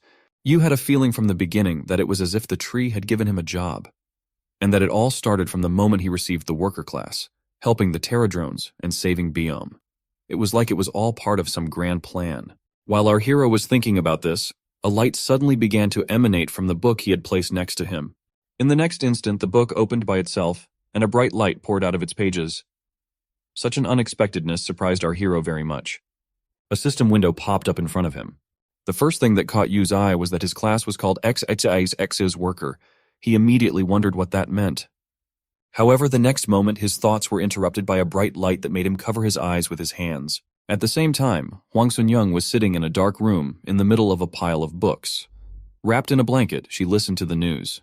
It said that there was still a group of undead led by a senior lich near Jirisan City. For 10 years now, the government had refused to make any attempt to confront them. However, the undead were spreading an infestation that was greatly reducing the area available for crops, which led to food shortages. And the only way to solve this was to defeat the undead. Hwang Sun-young turned off the TV without listening to the experts' opinions. She wrapped herself in a blanket and said thoughtfully that hunting the lich was not easy. We're going back to the Forest of Dreams. Yu opened his eyes and found himself standing in front of the World Tree. He turned to it and said that it had been guiding him all along, and it was it that had led him to the Forest of Dreams. Smiling, he added that he didn't know why it had given him such an important task. However, even so, he believed that there must have been some reason for it. That was why he promised that he would do his best to help him. Suddenly, a magical portal appeared behind him. Turning around, our hero looked at it with bewilderment. Watching the portal with interest, from which something was clearly going to appear, Yu wondered what it could be. Seeing that it was purple in color, our hero immediately had a guess.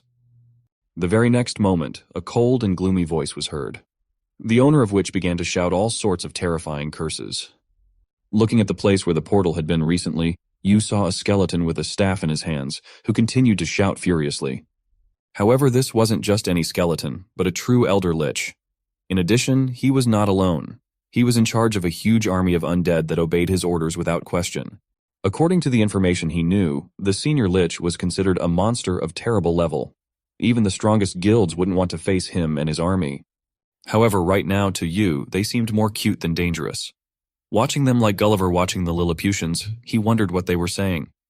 Suddenly, a system window appeared in front of our hero, informing him that the Elder Lich and his army were infecting the nearest lands, and they were soon to reach his land as well. Following that, the system asked if he wanted to know a few ways he could reduce his influence. Yu agreed without a second thought. He was happily ready to fulfill his duty. The War Lich, along with his army, continued to shout curses. All they wanted was death to all living things.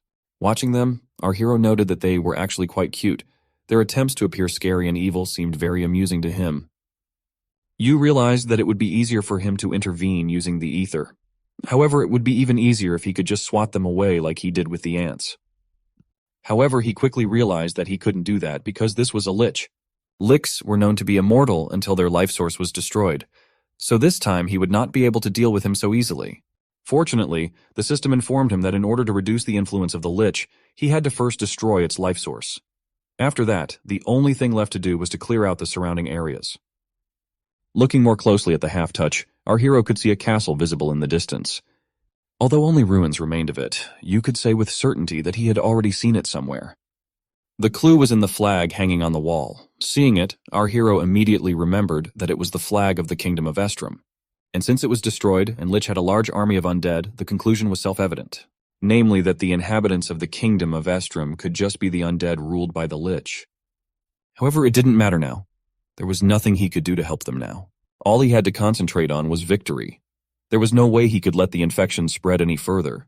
Even though he couldn't intervene directly, that wasn't a problem. After all, he still had his army of Terra drones who followed his orders without question and were determined to win.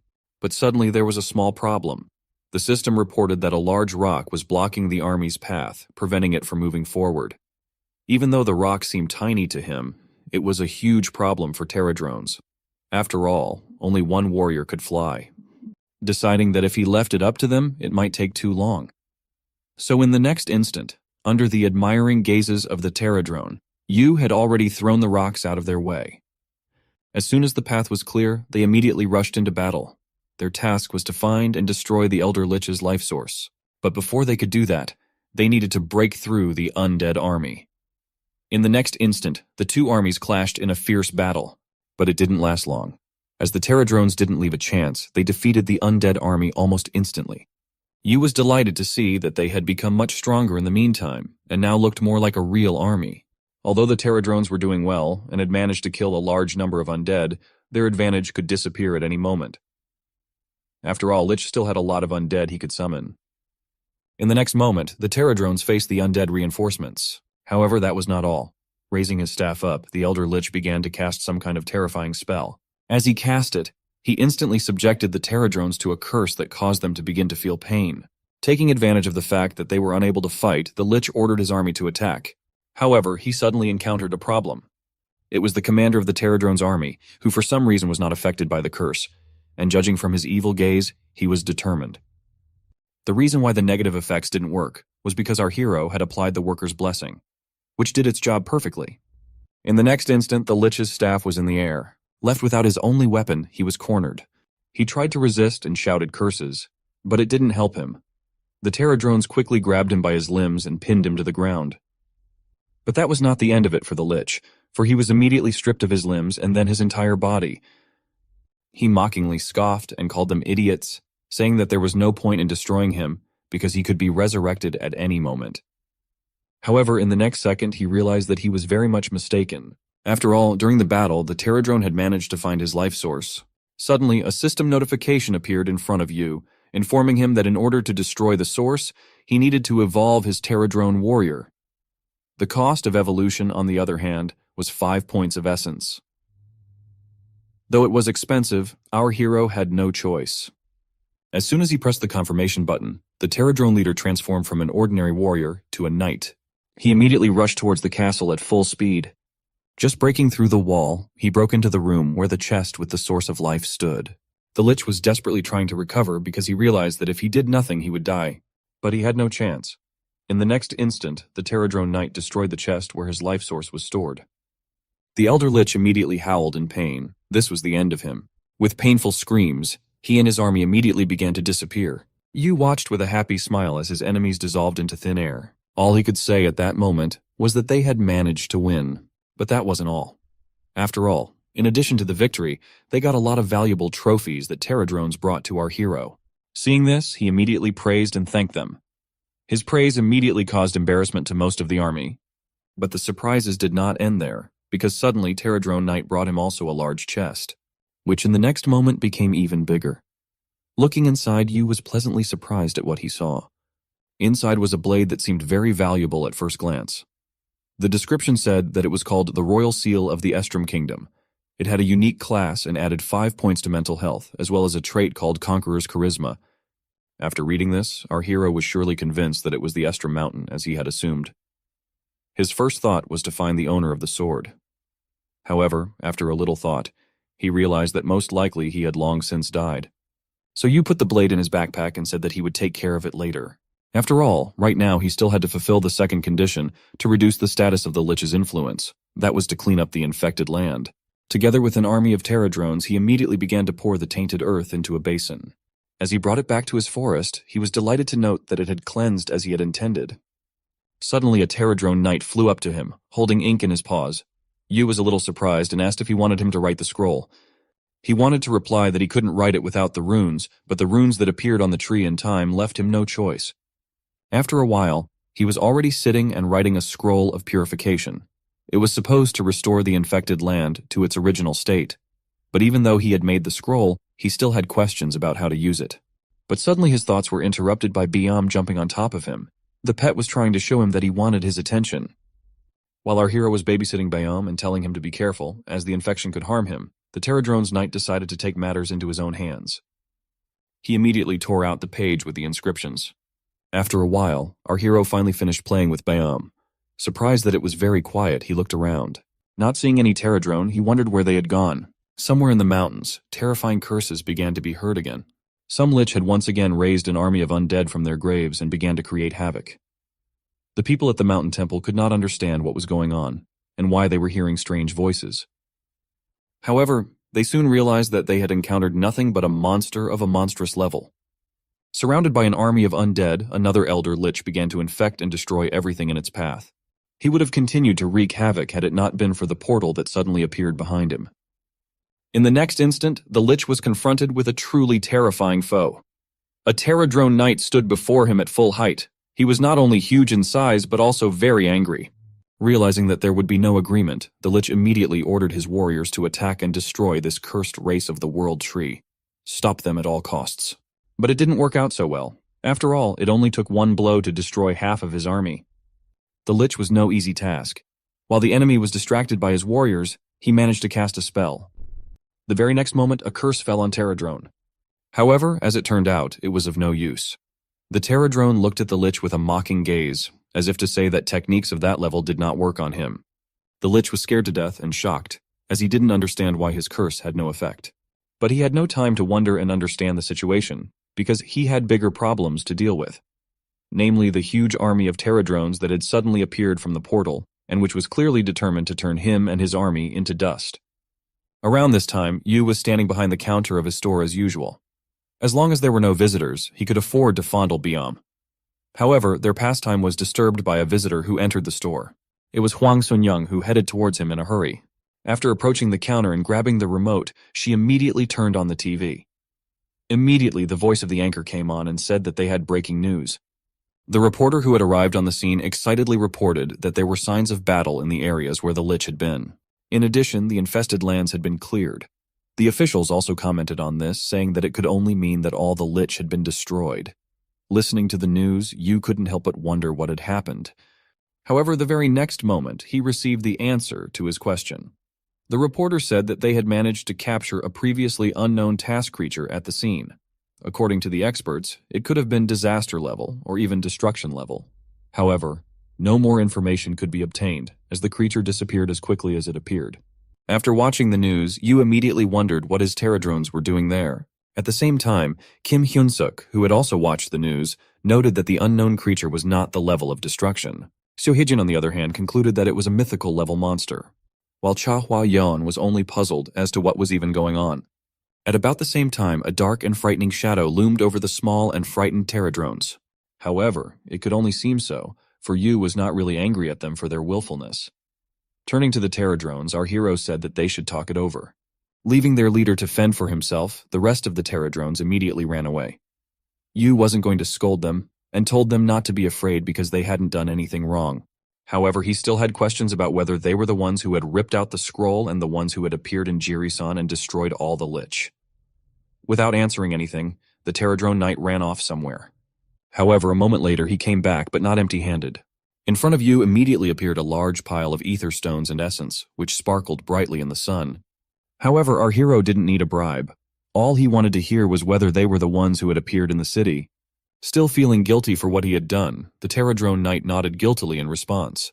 He expected punishment, but there was none. Gently stroking him, Yu said that he wasn't trying to intimidate them, but just wanted to confirm and make sure that they really did it. Without stopping stroking, our hero said with a bright smile that they had done an excellent job of cleansing Jiri-san. The misunderstanding had been cleared up, but the pile of ether stones and essences had gone nowhere. Looking at them, Yu couldn't help but wonder what he was supposed to do with them. As if nothing had happened, he picked up a stone that was worth millions of dollars and noted that they had received it for defeating the Elder Lich. Biam, who hadn't shown any signs of interest before, suddenly meowed and reached for the stone. Yu saw this and asked if he wanted to play with it. Handing him the stone, which I will remind cost millions of dollars, our hero said that he could take it. However, as it turned out, he was not going to play with the crystal.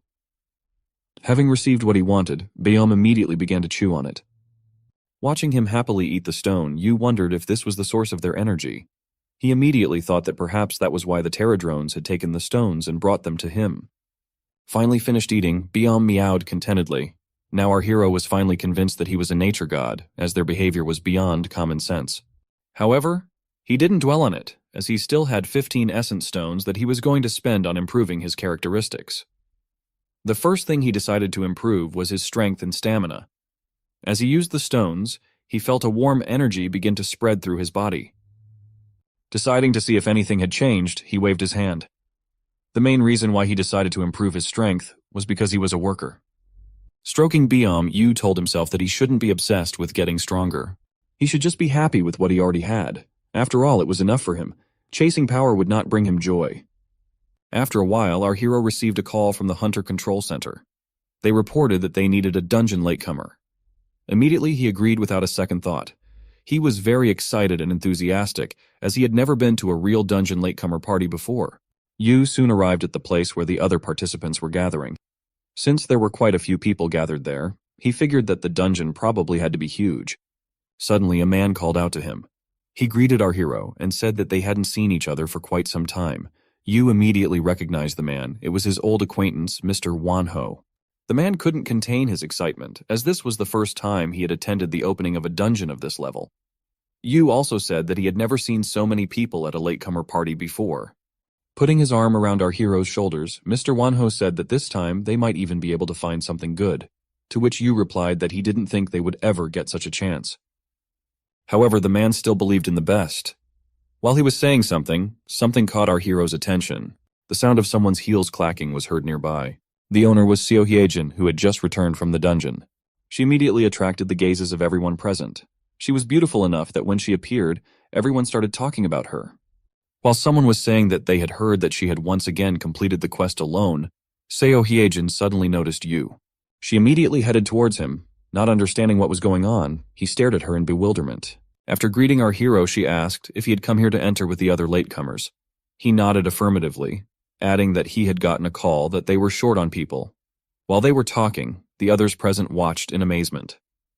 There was no way they expected Tot to talk to some guy first. Hearing this, Seo immediately had a thought in her head. It could be dangerous out there. She herself didn't know why she suddenly felt the urge to suggest it. With an awkward smile, she asked if he would be sorry if she went along with him. She immediately added that if he went to the dungeon with her, he would be able to move around freely and not worry about anything. Yu didn't mind such company, but he was a little embarrassed that they were now the focus of everyone's attention. Once the others saw that Seo Hyejin was talking to some ordinary guy, they too decided to try their luck. As they approached her, they started to offer her to go with them. Someone even offered her all the authority regarding the dungeon. Everyone was so focused on getting her favor that they didn't pay any attention to our hero, who just stood there silently. But Seo wasn't going to accept anyone's offer, and she didn't need anyone's help either. All their attempts to interest her were in vain. She was only interested in one person here, Yu Jiha. Ignoring the others, she smilingly told Yu to follow her, to which he nodded a little confused. Yu and Seo Hyejin were walking through a dungeon that looked very much like a forest. Turning to our hero, she told Seo that she had heard that rare plants could be found in such dungeons, to which he replied that many people actually passed by without knowing about it. Since they could hardly find anything worthwhile on the surface, she suggested going deeper. Yu was completely fine with that, but something in his backpack suddenly started moving. As it turned out, it was Biam, who was finding it hard to sit in the stuffy backpack. As soon as Seo saw it, her eyes immediately lit up with the desire to pet the beautiful creature. Calling it very cute, she reached out to pet it. However, she was immediately rejected. While the girl was saddened by her failure, Yu explained that he didn't like being held by his front paws. Seo pouted a little and noted that he was really cranky. Biam, who didn't want to sit in the backpack, immediately started trying to break free. The green grass and fresh air beckoned to him. Finally, having freed himself, he jumped to the ground. Squatting down and watching the cat with interest, Seo noticed that he had gotten a little bigger since the last time she had seen him. Petting Biam, Yu replied that it was because of the rather expensive food he was feeding him. After thinking for a bit, he decided that it would be best not to tell her that last time he had eaten a stone that was worth about 1 billion won. Since everyone was ready, Seo Hyejin suggested that they move out immediately. After all, their adventure was just beginning. As they continued their journey through the forest, the girl asked Yu if he had seen the news yesterday. He asked what kind of news she was talking about. Seo Hyejin replied that it was about a mythical level monster called Pterodrone. Her words made our hero a little nervous, but he managed to hold back his emotions and pretend that nothing happened. Seo continued, saying that she had even heard that the government had managed to find traces of giants in the Busan Ant dungeon. Listening to the girl's words, Yu thought that the Devil Ants dungeon sounded very familiar. After thinking for a bit, he was able to remember his attempts to cosplay Eren. As Seo Hyejin continued to talk about how that dungeon was closed because of the danger, Yu chuckled nervously in his head, because he was the giant. Although he was surprised to hear this, he had already guessed that his miniature world was connected to the dungeons of the real world. Suddenly Yu had to interrupt his thoughts as Biam, who was walking ahead of everyone, stopped abruptly and adopted a fighting stance. Not understanding what caused this behavior of the cat, our hero asked what happened. In the next instant, Seo grabbed her sword. Turning to Yu, she told him in a grim voice to go back immediately. Taking out her sword, she stood in front of their small group. A cold breeze blew in their direction, which did not bode well. And so it was, for in the next instant Seo was seized by a horrible but painfully familiar sensation. Just as before, the monsters that appeared in front of them were animated trees. Even though they were quite a distance away, their lust for killing and madness could still be felt very clearly. Turning his gaze to the girl, Yu noticed the sword in her hands began to tremble. He immediately asked if she was all right. Seo wasn't fine. She knew she had to do something. But her body froze in place and refused to listen to her. In a trembling voice, she said that it was the same place where Seung-hyuk disappeared. Yu had already heard that Han Seung-hyuk, a hunter of the first rank, had disappeared in one of the dungeons. And if it was the same dungeon, then the rank of this place had to be at least rank 5. Pulling their roots out of the ground, the monsters began to advance.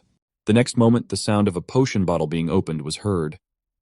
After controlling her fear and coming to her senses, Seo drank the potion. After that, she resolutely stood up and told our hero to run to the entrance of the dungeon with Biam. She herself was determined to clean up the place. Yu could see her determination. However, the problem was that even she wouldn't be able to deal with so many high-rank monsters. But as it turned out, the mood to fight wasn't just Seo's. Biam, exuding a blue aura, also resolutely stared at the monsters. In the next instant, he rushed straight towards them without paying any attention to the shouts of the protagonist who tried to stop him. However, what happened next shocked you very much. For just like last time, the monsters who saw Bayom also started to run away. One of the tree monsters didn't manage to do so, because the cat caught up with him very quickly. Grabbing one of the monster's limbs, Bayom was able to tear it off without much effort. The monster lost his arm and howled in pain. The fingers of the severed limb had some seeds on them, which came off with it. Since Bayom only stopped at the monster's arm and didn't pursue it, the monster immediately ran away while screaming. Yu and Seo were watching with their mouths wide open the whole time. The cat came back to them as if nothing had happened. Yu saw that the cat was carrying something in its mouth and leaned towards it. Holding a seed in his mouth, Bayom looked at our hero with shining eyes, as if trying to say that he had brought it for him. Guessing this, our hero took the seed. Turning to the cat, he asked if the cat wanted him to plant it. Bayom nodded affirmatively. Seo was watching the monsters run away. She had never seen a monster of such a high level run away from someone in fear. Taking Bayom in his arms, Yu turned to her and said that they had more important problems right now, namely the deeper places in the dungeon that smelled of danger. After all, the monsters they had just encountered were only a small part of the dangers that could be waiting for them. Seo Hyejin understood this very well. She didn't want to involve her companions in all this, so she again told our hero to go back with Bayom. Yu looked at the girl with a puzzled look and asked about her plans. Tears appeared in Seo's eyes. With desperation in her voice, she replied that she couldn't just leave like that, because she had already managed to find a small clue, so she decided that no matter what, she would continue her search.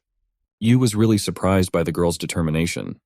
Although he had no desire to be in danger, he wasn't going to leave her behind. So holding out a potion to Seo, he said that he would go along with her. The girl did not immediately believe what she heard and looked at Yu in bewilderment.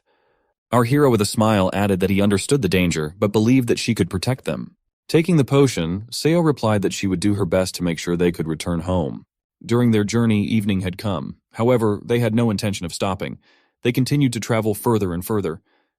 At one point, Seo suddenly stopped Yu. Pointing at something ahead of them, she asked if he saw the same thing she did. Looking closer, our hero saw a cave that seemed to have a light coming from it. They didn't know what was waiting for them, but they could only hope that the answer they needed was inside the cave. The best and only way to find out what was in the cave was to go and check it out. So after a while, our heroes stood at the entrance. After shining the torch inside, Yu noted that there was no contamination inside the cave. Once inside, they began to look around carefully. Suddenly, Seo excitedly told our hero to look forward. As he got closer, he saw a distinct trail of blood that stretched inside. Realizing that this could be the clue they were looking for, Yu immediately said firmly that they should keep moving. Cautiously moving through the cave, our heroes tried to find any clues. Luckily, after a while, Seo shouted excitedly and stared at something ahead of them. On the ground lay someone's broken sword, as well as a very shabby armor. From their condition, it was safe to say that their owner had had a hard time. The girl immediately recognized these things. She immediately fell to her knees in despair. Hugging the armor, the girl began to cry. Our hero immediately tried to calm her down, saying that there was still a chance that her appa was alive. Taking her by the shoulders, he said that since the marks were only at the entrance, could it mean that he was able to heal and leave? Hearing this, she tearfully asked if it could really be so, to which our hero nodded affirmatively. Suddenly, Bayom approached them and tried to get their attention. Seeing this, Yu was surprised and asked what he was doing. However, as it turned out, he wasn't trying to play as he normally would. In its mouth was some kind of green ball that shone with a bright light. As soon as the ball was in the hands of our hero, the system reported that it was a symbiote egg. Looking at the egg thoughtfully, Yu thought that he had already heard about it somewhere. So to be sure, he decided to check the information once they got back. His thoughts were disturbed by Bayom, who suddenly bit his hand. Looking at him, Yu immediately realized that he wanted to be praised. After petting him, our hero said that he had done a good job and had really done a good job. Petting the cat was a good thing, but they were in a dungeon where they shouldn't linger. Since they had found the footprints, they could be sure that not all was lost yet. After Yu's words, Seo had a glimmer of hope. Smiling happily, she said that she would definitely keep searching until she found it. Since they had managed to find clues and fulfill their original plan, she offered to go back. Standing at the exit of the dungeon, Seo sincerely thanked Yu for his help, to which he smiled awkwardly and replied that he had done almost nothing to receive praise. However, the girl didn't see it that way. Cradling the armor to herself, she replied that it was only because of him that they were able to find the traces of Sungyuk Oppa. After which, smiling brightly, she stated that she was always lucky to be around him. Hearing that, Yu was a little embarrassed. Byum, on the other hand, was watching the situation with contempt. Breaking the awkward silence, Seo said that he could ask her for help any time. Shaking her hand, Yu replied that he would definitely do so. Byum watched this with obvious displeasure. The next moment, he tried to separate their hands. However, Seo's affection went to him as well. She stroked the cat and said that she was grateful for his help too. Since it was already late, Yu suggested that they split up right there. After all, he still had to give his pet a snack. But besides that, he had one more important thing to do. One that he absolutely had to do. After returning back to the store, Yu immediately started searching for information about the symbiote egg. Flipping through another book, he told himself that he was sure he had already read about it somewhere. Sitting on the pile of books, Byum watched his master, who had been staring at the book for hours. He didn't really like it, as he was eager to play. Deciding to take matters into his own hands, he immediately jumped into the pile of books. Looking at the joyful Byum sitting in the pile of books, Yu laughed. Taking the book off his head, Yu said brokenly that he didn't think he would find anything in this book. And so the only option was to try and find out about the egg in the dream world. So he waved goodbye to Byum and said that they would see each other there. The next moment, he was already immersed in the dream world. Soon he found himself in his garden in the forest as usual. He was very happy to experience the refreshing sensation of nature after so many hours of reading books. However, suddenly something surprised our hero very much. Puzzled, he looked at the tree and wondered if it had always been so big. However, the surprises did not end there. On the branches of the tree, he found some fruit. According to the information the system provided, they were the fruits of the world tree. Yu was surprised. How could he not think that this was indeed a world tree? The very next moment, something caught his attention again. As it turned out, it was the pterodrones that greeted him cheerfully. While Byum started to try to use them as toys, Yu started to take out an egg from his bag. Showing it to the pterodrone, he asked if they happened to know what it was. To his surprise, the pterodrone knight immediately nodded affirmatively, as if to say he knew what to do with it. Our hero was very happy about this, because he had already tried everything to find out something. The next moment, the system sent a notification that the pterodrone knight was offering him an egg to hatch. Yu immediately agreed and immediately gave it to him. After taking the egg, the pterodrone began dragging it somewhere. Yu was now one less thing to worry about. Seeing off the procession with a glance, our hero said with a smile that they could be relied on. At the same time, there was a dinner in the nest of pterodrone. Sitting on her throne, the queen was eating the goodies brought to her by the workers. Suddenly, however, a knight appeared carrying an egg. He immediately handed it to the queen. Putting aside all her affairs, she clasped the egg with her paws, while the worker immediately brought the essence crystals. Placing the egg in the center of the egg, they surrounded it with the crystals, while the queen immediately embraced it and began to incubate it. While the pterodrones were doing useful things, Yu was fooling around and babysitting Byum. Byum was only too happy to do so, which made him purr happily. Suddenly, something interrupted their fun. Our heroes immediately stared at the tree, whose trunk was followed by a procession of pterodrones. Moving in a chain like ants, they climbed to the top of the tree. However, as it turned out, they did not rise there for nothing. There was a majestic symbiote moth hovering in the air above. Seeing this, Yu immediately wondered if it was a symbol. In the next instant, the symbiote spread its wings and soared into the air. A golden glow began to emanate from it and gradually surrounded the tree. In the next instant, a dazzling bright white light illuminated everything around it. Soon, it disappeared, and everything seemed to return to its normal rhythm of life. However, something had changed. While our hero was admiring the tree, the system sent him a notification that a group of sleeping symbiotes had awakened. And now, as he approached the giant greenish tree, he touched it to feel its power. What a relief that the tree was now healthy and full of energy. To his surprise, it didn't end there, and he felt a pleasant light feeling as if a warm summer breeze was blowing on all sides of him and trying to lift him up. Everything around him was drowned in rainbow light, and one notice appeared after another. The world tree bestows its blessing upon him. Now, with the blessing of the tree, his dormant destiny has been awakened, and his class had once again changed, and he was now the world tree's worker. Filled with new power, our hero decided to take a walk in the surrounding forest, where it was impossible not to notice the changes. The awakening of the world tree seemed to have affected the entire forest, which was now just alive with new life and golden fruits everywhere. Yu Jihee couldn't contain his admiration as he looked at them. Now this world from his dreams had become even more fabulous.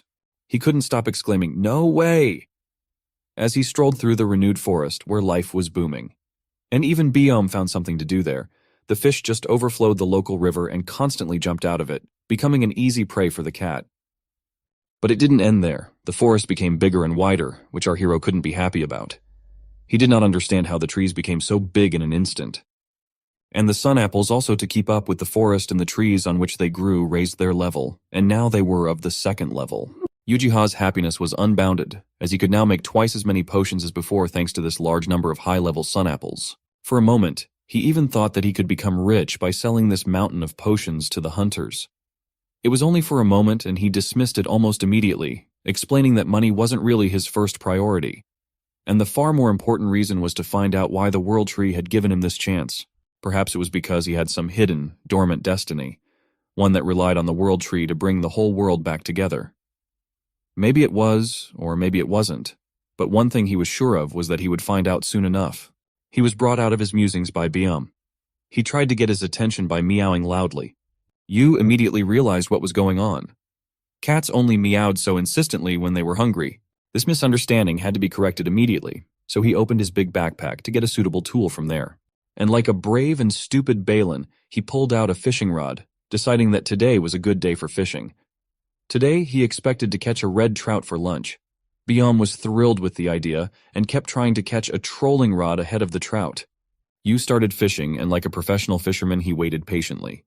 Biom followed his example and also waited for the fish. Finally, their labors paid off, and they hooked a big fish, which was still struggling to jump out of the water.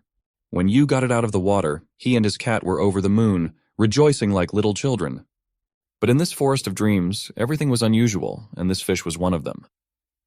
Holding it in his hands, he saw a notice above it. It was indeed a red trout, but that wasn't what was interesting. It was that by eating it, one could gain the extrasensory perception skill level 1 for 30 minutes. This skill increased all the senses and reflexes of the caster by 20% for 30 minutes. But in Yu's opinion, the description of this item wasn't sufficient and didn't explain all the details of its effects. Suddenly he had an idea how to fix it and use it to his advantage. So he left the red trout to his cat and decided to rummage through his backpack to confirm his hunches on other items as well. Taking out his dimensional pouch, he carefully read its description from the system, which said that he could store items in it without risk of damaging them. This effect also worked when he entered another dimension. But the other hunters didn't seem to have seen these system descriptions, and his idea was perfect to fix that. This way, he wouldn't have to explain the effects of potions several times to the hunters, and it would save him a lot of time in the future. Yu was shining with happiness and enthusiasm. Joyful, he picked up Biom, who was still trying to enjoy the fish and wished to be left alone, but no one asked his opinion. Yu picked up the cat along with the fish in his teeth and dragged him back home. He couldn't wait to get back to the store and put his great idea into practice. He decided to use his perfect handwriting skill to write beautiful labels explaining the effects of his potions. In just a few days, there was a huge crowd of customers outside his store who couldn't wait to get in. It felt like Black Friday. Some of them didn't even understand how could there be so many people here. Had all the hunters in Seoul gathered here today?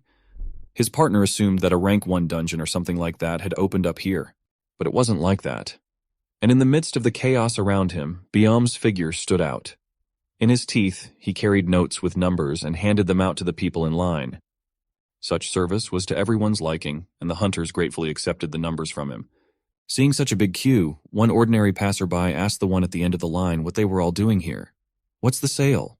The hunter was surprised by his stupid question and, pointing his finger in the direction of the store, asked him a rhetorical question. What did he think they were doing here? Of course, they're waiting for a chance to buy potions, and he's standing there, even though he doesn't know if it's his turn or not.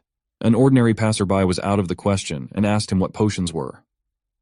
The hunter realized that he was just a civilian who didn't know anything at all. Uchiha, meanwhile, was forced to put restrictions on sales so that everyone could have enough to buy a little.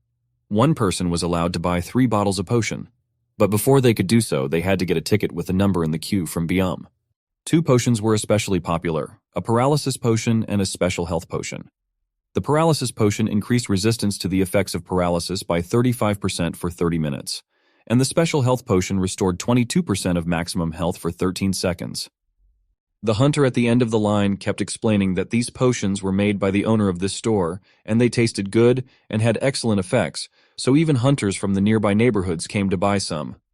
On top of that, the price of these potions was as nice as their taste. Biam seemed to enjoy what he was doing and even almost tagged one guy in line as his territory, making him embarrassed and wondering why it had to happen right in front of him. Biam then returned to his master as if nothing had happened, who knew nothing about his antics, praised him for a job well done.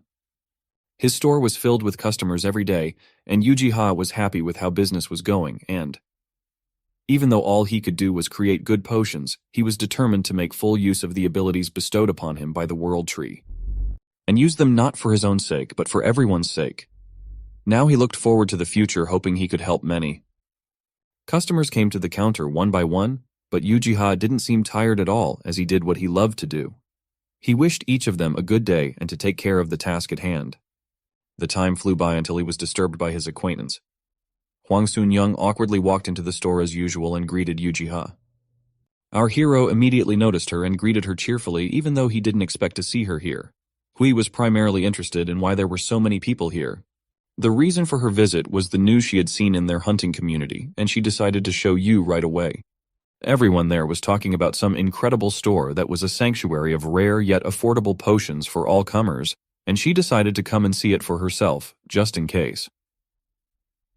What was her surprise when it turned out to be Yujiha's store? Such fame even made our hero a little embarrassed. Looking at all the customers with number tickets, Hwang Sun-young sweetly asked if she had to get a number to meet our hero too. Yu assured her that of course not. Happy Hunters members could come outside of the line, and he would always be happy to see them, especially her.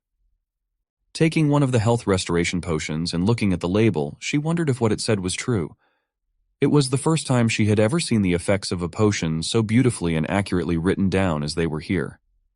Yu assured her that everything written on the label was true, because he had asked the hunters who had used his potions and they had confirmed it. Hwang Sun-young was mesmerized by the color and consistency of the potion, and as she read over its effects, she was surprised at how much better the potion's performance was than the potions from other stores. They couldn't even be compared. She liked the potions so much that she wanted to buy more than the limit, arguing that she was a regular customer and she was allowed to. But Yu was strict and principled about it and wouldn't let her. But instead he prepared another surprise for her, which she was looking forward to. From under the counter he pulled out a scroll and offered her in return a service for regular customers and a bonus in the form of a scroll. Unrolling the scroll, she noticed that it looked a little sloppy, but it was still beautifully written. The question that remained was what was the effect of using this scroll. Yujiha explained that these charms brought good luck. It was a wish creation scroll that allowed 2 small wishes to come true. He thought that he was a little worried about her, since this was the first time he had given this scroll to someone, but in theory, there shouldn't be any problems with such a simple scroll. Hwang Sun-young immediately decided to try it out, and of course wished for a rare old book. But then nothing happened, and she thought it was defective, but she decided to keep it with her as a souvenir. After a while, she went on a dungeon mission with a squad from her guild. The battle was in full swing, and the flying toothfish were flying from the blows in different directions. After one of the strikes, the monster fish flew farther away than usual. It flew straight at an unsuspecting gawker in a hovering trajectory. Hwang Sun-young, who froze in place and didn't move in the face of the threat. The fish was already long dead, but still its weight was enough to crush the poor girl, who thought she was going to die from the tooth of the horrible monster and did not hesitate to scream. The hunter who had launched the fish at her started apologizing. He didn't even notice what he had done at first. Then another guy from their squad asked the swordsman why he carried a sword if he was just going to beat his enemies to death. The swordsman apologized that who would have thought that thing would fly so far away. Hwang Sun-young had been lying on the ground unconscious the whole time. She finally came to her senses and stood up, saying she was fine, although she was holding her bruised head. Suddenly the scroll in her pocket lit up, and a system notification appeared that she hadn't seen, that her little wish was about to come true. If she experienced a small setback, the chance of getting special items would increase by 70% for 30 minutes, so the scroll only had one use left. Nothing portended trouble, however. The floor beneath her feet began to crack. The entire dungeon shook, and the group of hunters could barely stay on their feet, not realizing where the earthquake was coming from. In an instant, they were all falling into the abyss that had formed right under their feet. Hwang Sun-young was still trying to grab her precious book, begging everyone and everything to save them, hoping that someone would hear them. However, the hunters were not simple men and managed to group themselves as they fell and landed on their feet. They weren't going to die from such a simple trap. Huang Sunyang was the only one who landed unluckily and hit her back painfully as usual. She couldn't understand why this kind of mishap was happening to her again and again. With a quick inspection, they found out that it didn't look like a deliberately dug trap, but rather the floor between the two rooms had fallen through. And now to find out where they were trapped, the mage from their group used the spell Guide of Light. Immediately, a golden butterfly appeared, glowing brightly and casting a warm light all around, revealing to the hunters a spacious storage room. In front of them were many treasures, weapons, and armor. To find such things in a dungeon was an unprecedented luck, and they wondered what it all meant. And the big question was, how much was it all worth? The swordsman, of course, first found a nice night troop longsword, and the paladin found cool new armor and assumed this place looked like a secret hideout. It seemed like everyone could find something of interest here, and Huang Sunyang, of course, noticed an ancient book with a strangely familiar pattern. Realizing what it was, she couldn't believe that it was actually a book that belonged to the Black Lion Knight troop of the Gimark Empire. For a bookworm like her, this was a true treasure. Her wish had finally come true, and now her eyes were shining with happiness. But the paladin interrupted her exuberant joy and told her to be quiet, because this place might fall apart again, so they should all grab what they needed and leave quickly. They made sure to quickly grab what they needed and leave, heading up to the top again. As soon as they all got to the previous floor, a second earthquake started. It seemed that they were in danger as soon as they got any items. Their squad leader lost patience and ordered them all to stop fussing like fools. It would be suicide to go further into the dungeon, so they came to a mutual decision that they should go back now, and that would be the best option. But the trouble did not want to let them go so easily, and when they were not far from the exit of the dungeon behind them, they heard the noise of a chase. It turned out that they were being chased by a huge swarm of fish-like flying creatures that they had already encountered at the beginning of their journey into the dungeon. However, there were too many of them now, and they were left with only one option: run. Run as fast as they had ever run in their lives to save their own skin. The hunters were scared and didn't look after Huang Sunyang, who had never been a good sprinter and was the last to run. She wouldn't have been able to escape if it hadn't been for a fortunate incident that scared her to death. It was the first time she had ever seen such a creature. A huge scolopendra broke through the wall and caught the whole pack that was chasing the hunting party and became the prey of a bigger predator. The scolopendra wasn't interested in humans at all, but they didn't know that. Scared by the creature's power, the hunters only had time to cover themselves from the dust and small stones that the scolopendra's movements raised. The old building could not withstand such interference, and everything around it shook like another earthquake. The ceiling and walls began to collapse, and large blocks of stone fell all around the confused hunters who were huddled together. Huang Sunyang cried out in desperation, "Godark, please save me. I don't want to die here." Her tearful pleas continued for a while longer, and she was even afraid to open her eyes, since everywhere was already completely quiet, too quiet. When she finally opened her eyes, she saw the confused faces of her friends. They didn't understand what had happened and how they were alive and why it was so bright. It turned out that the scolopendra had created a hole in the wall, through which the bright sunlight penetrated into the dungeon. The hunters had no idea what had happened. What was the ruins and desert around them, and where was the portal through which they had entered this dungeon? What the hell was going on in this world? But there was no one to answer their questions in this desolate place, and puzzled and angry, they tiredly wandered through the desert in search of the portal. Meanwhile, Yuji-ha was having a pleasant time in his forest watching the scolopendras that plumped up the ground for him. They seemed like small creatures to him, but in this world, scale was always deceiving. Yu was glad that thanks to these earthworms, the soil in this forest would become very fertile, and Biome, of course, confirmed with a joyous meow. While our hero was wondering what he should have planted here in the first place, Biome was already rummaging through his backpack looking for the right item. Soon he brought his master a seed that he had gotten by killing an infected plant in the dungeon they were in with Xiuhiejin. So when Yu saw the seed, he immediately thought of the horrible toothy flower that would grow from it, and was not happy about the prospect. Just in case, he asked his kitty if he really wanted them to plant it, and Bayam seemed to be 100% sure of what he wanted. He was even the first to start digging a hole for the planting while Yu was still questioning whether or not he should do it. After all, it looked a bit dangerous. But Bayam was persistent and quickly managed to dig the hole. He meowed carefree, hinting our hero to hurry up and not to worry. Well, he wasn't going to be stubborn. After all, Bayam had gotten the seed himself, and he could do whatever he wanted with it. Who was he to get in his way? When the job was done, he asked the cat if he was happy now, to which he heard an affirmative meow. While he was having a nice time in the forest planting plants, he had some very persistent visitors in the real world, and the bells immediately notified him with a chime. Yujiha was surprised that someone had come to the store, even though it was officially closed at this time. He lifted the happy Biom above him. He asked him if they should return to the store. Now that everything was planted, he of course didn't mind. When they returned, Yu started scrubbing the dirty kitty who was covered in mud from working with the soil and resisting as best he could. He even seemed to have forgotten why he had come back to the store. But the noise outside the window quickly reminded him of that. The group of hunters didn't understand why Hwang Sun-young had dragged them here and why she was so angry. They were all tired after traveling and were covered in mud as much as Biom. Yu hurriedly opened the door for them and was surprised at how they all looked. Hwang Sun-young was barely caught in time to keep her from attacking our hero with her fists. She was so eager to punch the bastard who had slipped her some sort of bad luck curse under the guise of a good luck charm. Yu was surprised to notice that the system description of the scroll had expanded to say that if the user of the scroll experienced a minor setback, the chance of getting special items would increase by 70% for 30 minutes. That was an important clarification that changed everything. But it would be suicidal to explain all this to her now, so he decided to give her time to cool down and suggested that the whole group go inside and wash up first. After the shower, they all felt better, and the paladin even said that he could live now that he had gotten rid of all that dirt. While his girlfriend could not admire the cute cat, who, however, was not so good inside and refused to accept any caress from her and defiantly turned away. Now it was time to ask them what had happened. The paladin was the first to start by briefly saying that they had entered the Viper dungeon, but suddenly earthworms appeared and completely destroyed the entire dungeon.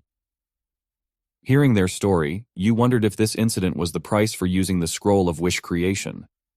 The only relief among all was that they had found some secret hideout, but being there they had lost too much time and risked staying there forever. Yu was surprised that they had found the secret hideout of the night troop, but he was even more surprised when Hwang Sun-young told him what kind of knights they were. It was the secret hideout of the Black Lion Night Troop. Yu really wanted to know more, and he clarified if she was talking about the Black Lion Night Troop of Gimark Empire. Yes, she was talking about them. Moreover, she even had something that would make him lose his mind, and it was that item right in her backpack. It was this ancient book with an engraved gold lion on a black background. Turns out it was the Night Troop Commander's logbook, an invaluable treasure for knowledgeable bookworms. There was only one problem. Everything in this book was in an ancient language, so Hwang Sun-young couldn't read most of it.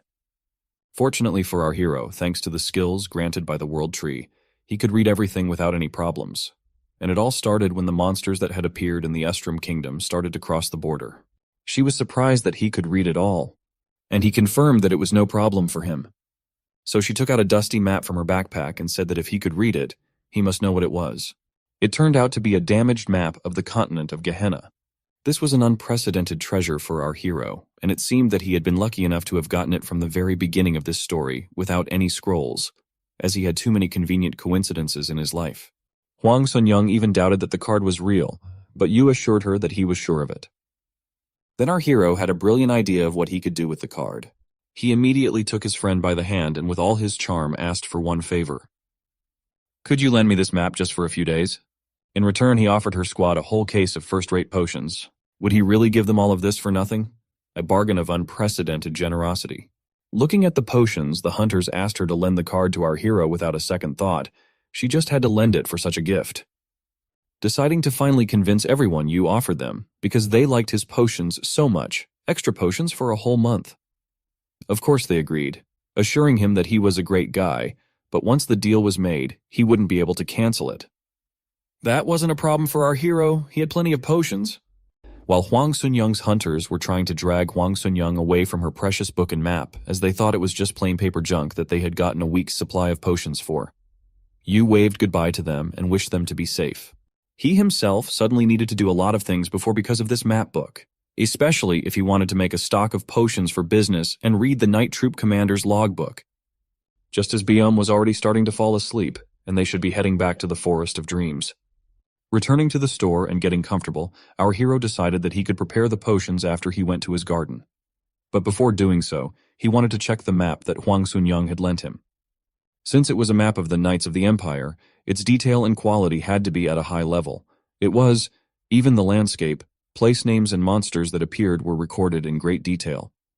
Examining the map, He came to the conclusion that the elder lich that appeared in Jirisan came from the southern part of the Estrum Palace, and the monster forest that Hyejin and he went to was near Mount Apeto.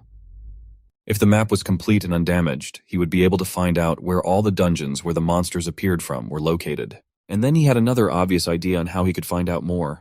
All he had to do was ask the Terradrones. They were bound to know something. Hoping so, he finally fell asleep, once again going to his dream world.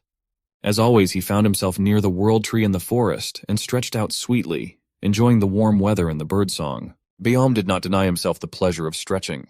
But this time something was strange. The surroundings were empty. No one had met them. And Yu wondered where all the Terradrones had gone. Everything came to a head when the bells rang out in full force, warning him that a strong monster had appeared in this area. At first, Uchiha didn't even believe that the monster was here since it was calm and safe before. But the approaching evil energy and the sounds of battle quickly dispelled all his doubts. In the middle of the clearing stood a cyclops with a club in his hands, exuding its ominous aura. However, the Terradrones were not idle and had already surrounded the uninvited guest. Of course, our hero in the dream world was much bigger than the Cyclops, but still he was surprised to see him here. Until now, he had only heard of such a monster. The Cyclops is a disaster-grade monster that first appeared in China. Not much is known about it other than its size and appearance, but it was said that dozens of hunters were sent out to catch it, and they didn't quite succeed. The Cyclops has never been seen in Korea until today. He was actively swinging his club at the advancing Terradrones. Knowing the threat level of the Cyclops, our hero was surprised that Baeom was not going to help in its elimination, completely entrusting everything to the small Terradrones. And judging by the fact that no information windows appeared, the Terradrones were doing fine on their own without any help. They used wooden shields and continued to advance on the Cyclops. Just in case, Yu decided to record what was happening on the battlefield so that he could better know the strengths and weaknesses of the Cyclops in the future. Meanwhile, the Terradrone warrior led his army with shields forward. He successfully dodged the Cyclops mace, and was already approaching the Cyclops eye, about to pierce it with his sharp horn.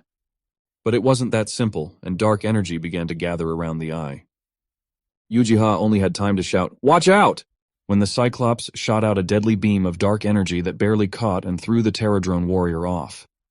The beam was so powerful it swept away everything in its path, trees, rocks, Terradrones. It was an ultimatum weapon, and it seemed that at this point the Terradrones had nothing to counter such power. The scratched warrior managed to retreat to the others despite the damage.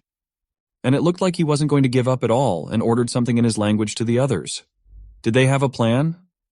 At their general's orders, the rank and file Terradrones brought a large stone of ether from their supplies and threw it directly to him.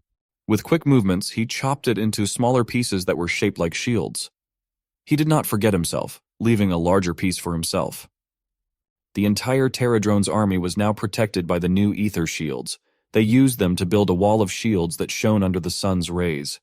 However, it didn't change anything for Cyclops, and he was going to wipe out those insolent bugs with his next salvo. The Cyclops took precise aim and fired. Yu himself couldn't believe that the Terradrones were intentionally going to be directly hit by this deadly beam of light, but it seemed like they were really confident in their new shields. When the beam hit the shields then, our protagonist immediately realized their plan and was pleasantly surprised by their cleverness. The Terradrones used their shields as reflectors to repel the attack, and even more so, they used the enemy's weapons against themselves. They aimed the Cyclops beam at his own arm and severed it along with the club. The hand, even when it hit the ground, was still clutching the club with a dead grip, and Uchiha did not miss the opportunity to colorfully describe it in his book.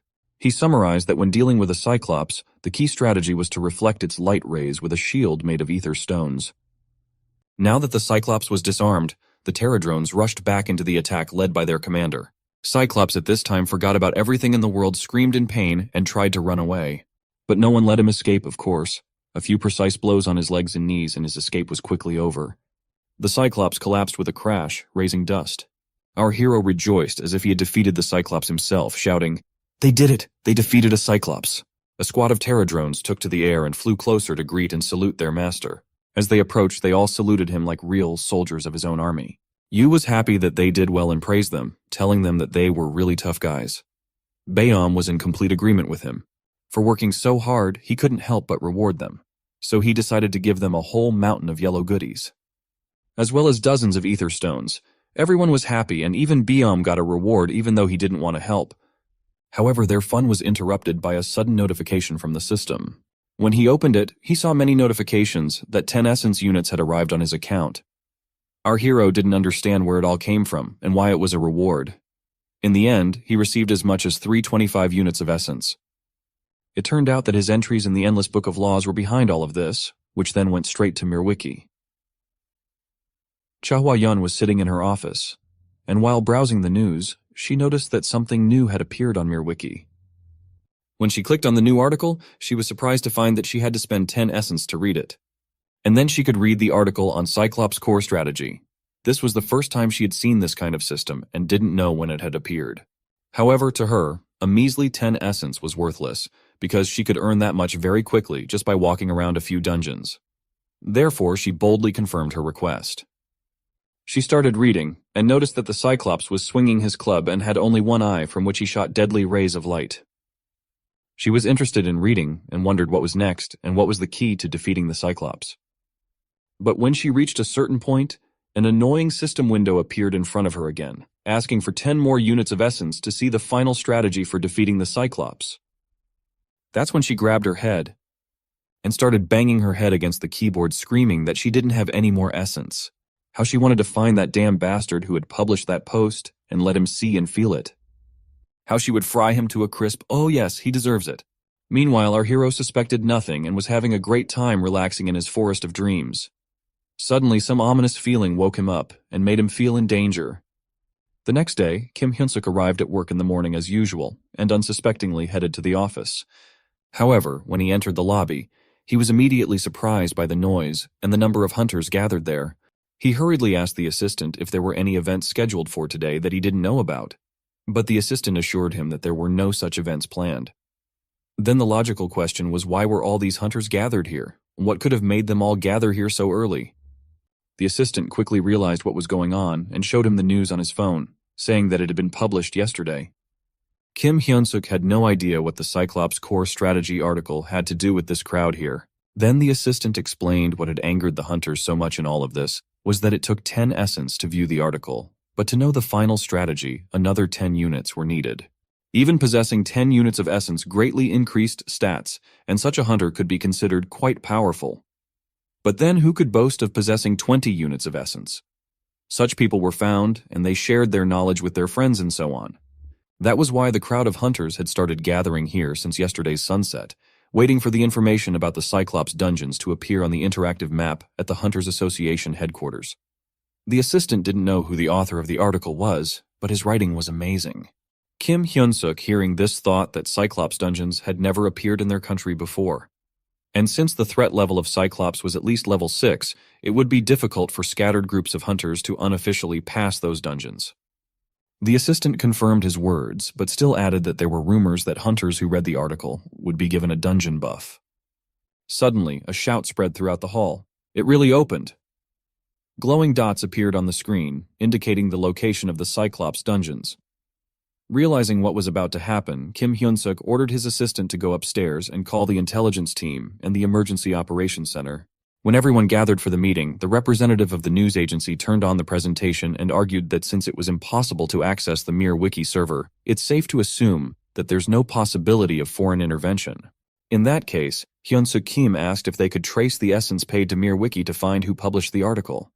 But he was assured that it was impossible because it is assumed that it automatically belongs to the system provided to hunters. The assistant immediately told the head that he had just received a report on the initial test results, and just like the rumors said, the hunters who read the final strategy received a buff. All of this was giving Kim Hyun-suk a headache. He jumped up from his chair and said, "The Emergency Operations Center needs to put up a list of hunters who've signed up for the mission and monitor them all in real time. The hunters' safety is our top priority." Seo Hyejin and Chahwa-yeon put together a joint team. However, the paladin with the large reflective shield wasn't sure if it would really work with such a lineup. And the Eternal Flame Guild's chief alchemist didn't understand why he had been brought here, while the others were saddened by the loss of so much essence that they had accumulated over many quests. But all their complaints were nothing to Chahwa-yeon, for her inner fire of energy and enthusiasm burned as brightly as her magic. Seo Hyejin, on the other hand, was as focused as possible and asked the tankers to stand by until it's time to use the reflective shield according to the strategy. She and Hunter Kyungbek will enter immediately after the attack is successful. She was going to leave the rest to Cha Hua-yan to finish off the wounded monster. She was confident in her abilities and advised her not to worry. After all, with this new buff that increased attack power and critical damage by 15%, her fire magic would definitely fry that poor Cyclops to a crisp. It didn't take long for the Cyclops to appear. It met the hunters with its death ray without delay. It was a good thing that their tank had managed to cover everyone with a reflective shield in time, though it wasn't as skilled with a heavy shield as the Terradrones. But that was enough for Xiao Hyejin to sneak up from the other side and use her powerful sword rampage skill to deliver a series of swift blows to the Cyclops' legs to bring him to his knees. And Cha Hua-yan didn't miss her opportunity to hit the Cyclops with a fire meteor. While they were having heated battles, our hero sat at home with his cat and watched the news that the Cyclops dungeons had ended without any catastrophes or casualties among the hunters. Uchiha didn't envy them at all, and only rejoiced at their success, praising how great Seo Hyejin and Cha Hua-yan's fighting skills were. Next, the anchors discussed the news that the Hunter Management Bureau had announced that the strategy for defeating Cyclops published on the Mir Wiki would be shared free of charge with other countries. Thus, our hero now knew for sure that those strategies that he writes in the Endless Spellbook are automatically uploaded to Mir Wiki. Thanks to this, he had already obtained more than 5,000 essences. Now he had a plan to ensure an endless supply of essence. All he had to do was to share Terradrone's attack strategies on Mir Wiki. His little friends turned out to be very smart guys, and they relied not only on their strength, but also on their intelligence. Bells rang, warning him of danger. Was there a monster again? Not a moment's peace. Bayam didn't want to go anywhere, and desperately resisted as Yu tried to drag him away and into his dream forest. But when he woke up, he was not in the forest at all, but on a lonely empty island. And around was the sea, and the sound of the surf and the small figure of our hero seemed so insignificant. But he was not alone. The Terradrones were here too, and their commander was already flying towards Yu to greet him. Yu extended his hand to show that he too was happy to see his best Terradrone warrior. A notice immediately appeared in front of him that the wounded World Eater needed his help. Yu didn't understand where the creature called World Eater was and looked around fearfully, but he didn't see anything. Finally, he asked Terradrone where the creature was. He immediately pointed downwards. Yu thought the World Eater was underground, but that only raised more questions. Where is it exactly? Maybe inside that little hole? It turned out to be much simpler, and Uchiha froze in surprise, especially when a fountain of water came out of that hole. The worst of all was Biam, who didn't like water at all and was already wet. He hurriedly jumped out of Yu's arms, and immediately began to dry himself, again coating our hero. Now everything was clear. The island on which he was standing turned out to be a whale. World Eater was a huge whale, the size of which was hard to imagine in the real world. Uchiha immediately climbed down from its back and stood on a shoal nearby to look at the whale from the side. So this was the legendary World Eater. But judging from his sickly appearance, he wasn't feeling well. Yu could feel the whale's energy weakening. Now our hero understood the reason why he had so much essence in his hands, just for such occasions. He took a whole handful of essence stones and fed them all to the whale, hoping it would be enough to make the ego healthy. Immediately, the whale's eyes widened, either from a surge of energy or pain. Uchiha didn't understand what was happening or why the whale was suffering so much. Finally, its pain became too unbearable, and the whale let out a kind of roar as it opened its mouth wide. After that, there was a bright flash of blue light that made Uchiha and the whale turn away and cover their ears to avoid getting hurt. The whale's body also shone with a bright light, and it seemed like it had turned into a white spot. But then it was over, and there was silence, broken only by the sound of the surf. Yu and Bayom lay exhaustedly on the sand trying to regain consciousness, but their sacrifice was not in vain.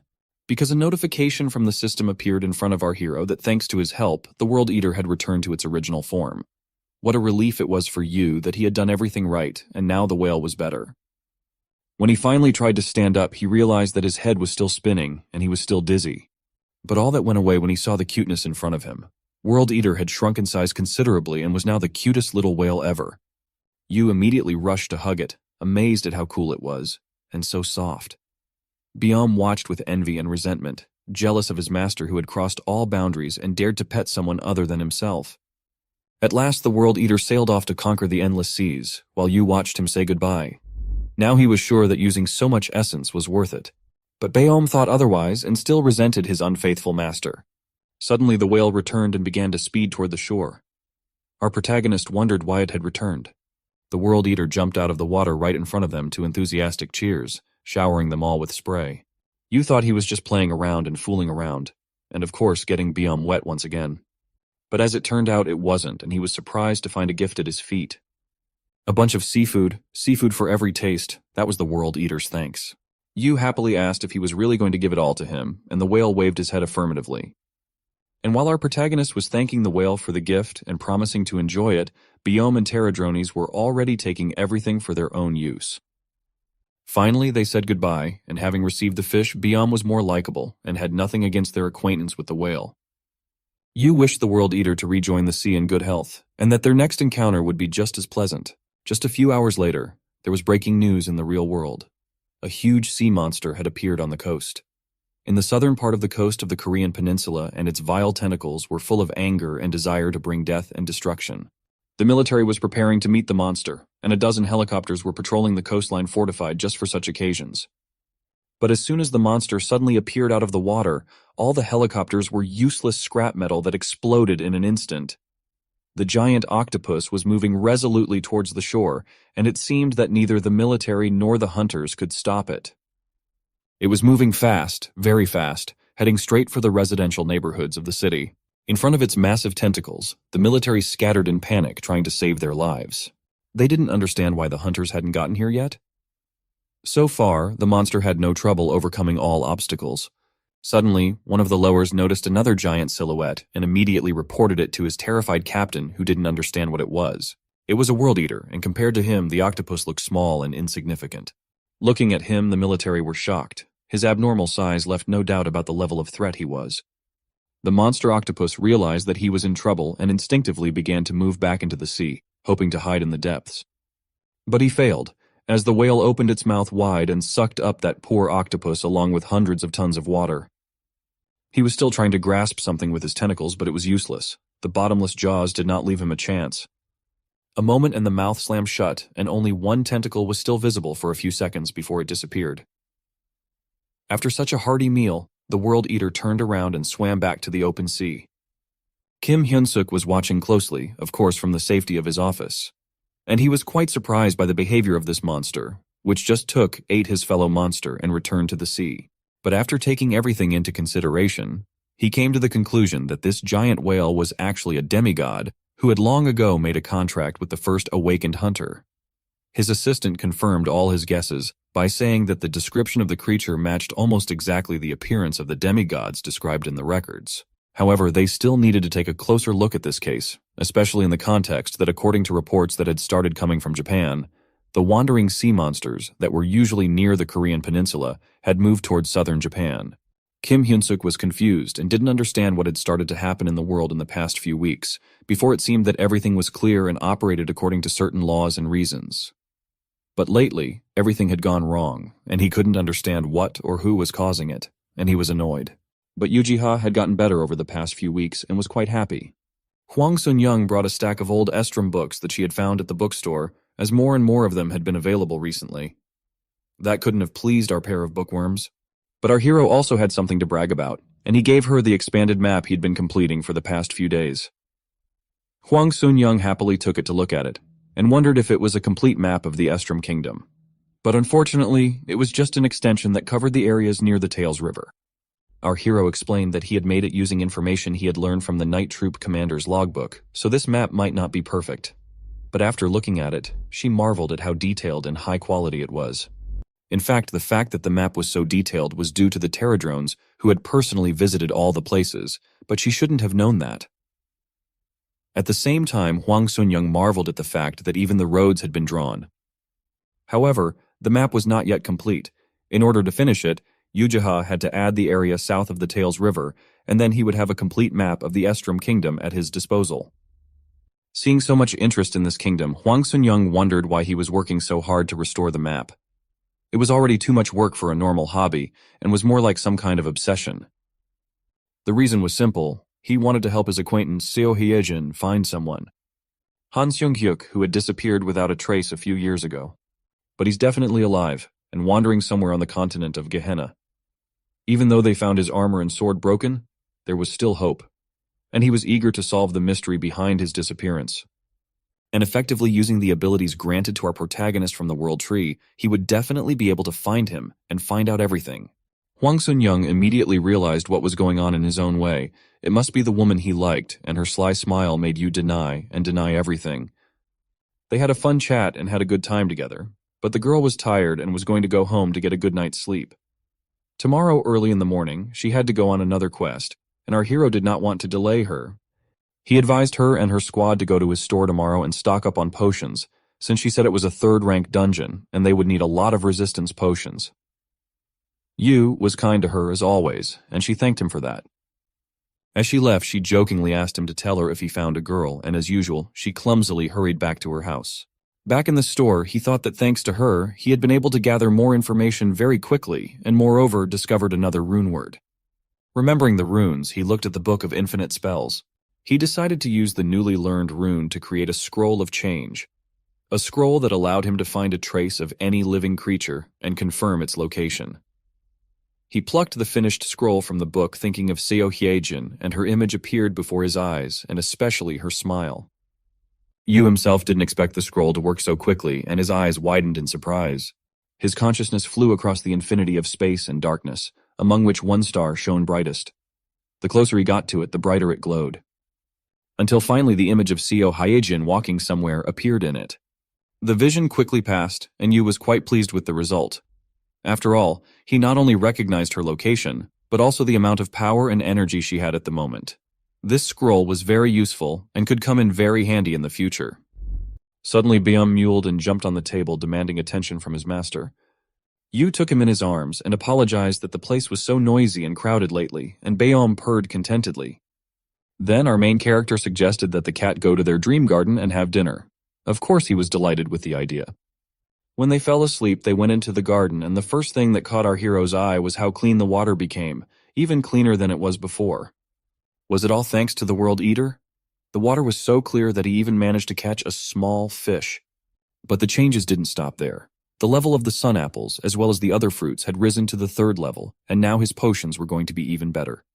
Yu went to greet the pterodrones that seemed to have gotten bigger, and their numbers had also increased. Our hero had to apologize for the delay. He was so busy reading old books that he forgot about everything else. But the pterodrones were not upset. They used the time to their advantage and were carrying the fruits of the World Tree. Yu immediately noticed that there were more of them than before. Everything was fine, and he praised his little helpers for a job well done. Pterodrone Knight suddenly flew up to our hero and started pulling his shirt up. Yu inquired what had happened. Was it something important? Pterodrone pointed to the top of the World Tree, and it looked like he was inviting our hero to climb up there. It was a sight to behold. Yu had never been known for his physical fitness, and using his own body was not his strong suit. And the tree was very tall. Yu tried his best to get to the highest branch with only a little bit left, and he finally made it. The view before him was astonishing, and he could see Mount Apido itself. This allowed him to make certain assumptions about the location of his garden. It meant that the continent of Gehenna was really outside the garden. Suddenly, Beom became anxious and looked down as if spotting an enemy. Yu misunderstood him and thought he was hungry and said he was going to go down and feed him right away. He just had to be patient. But there was one little problem. As you know, it's not hard to climb high, it's much harder to get down.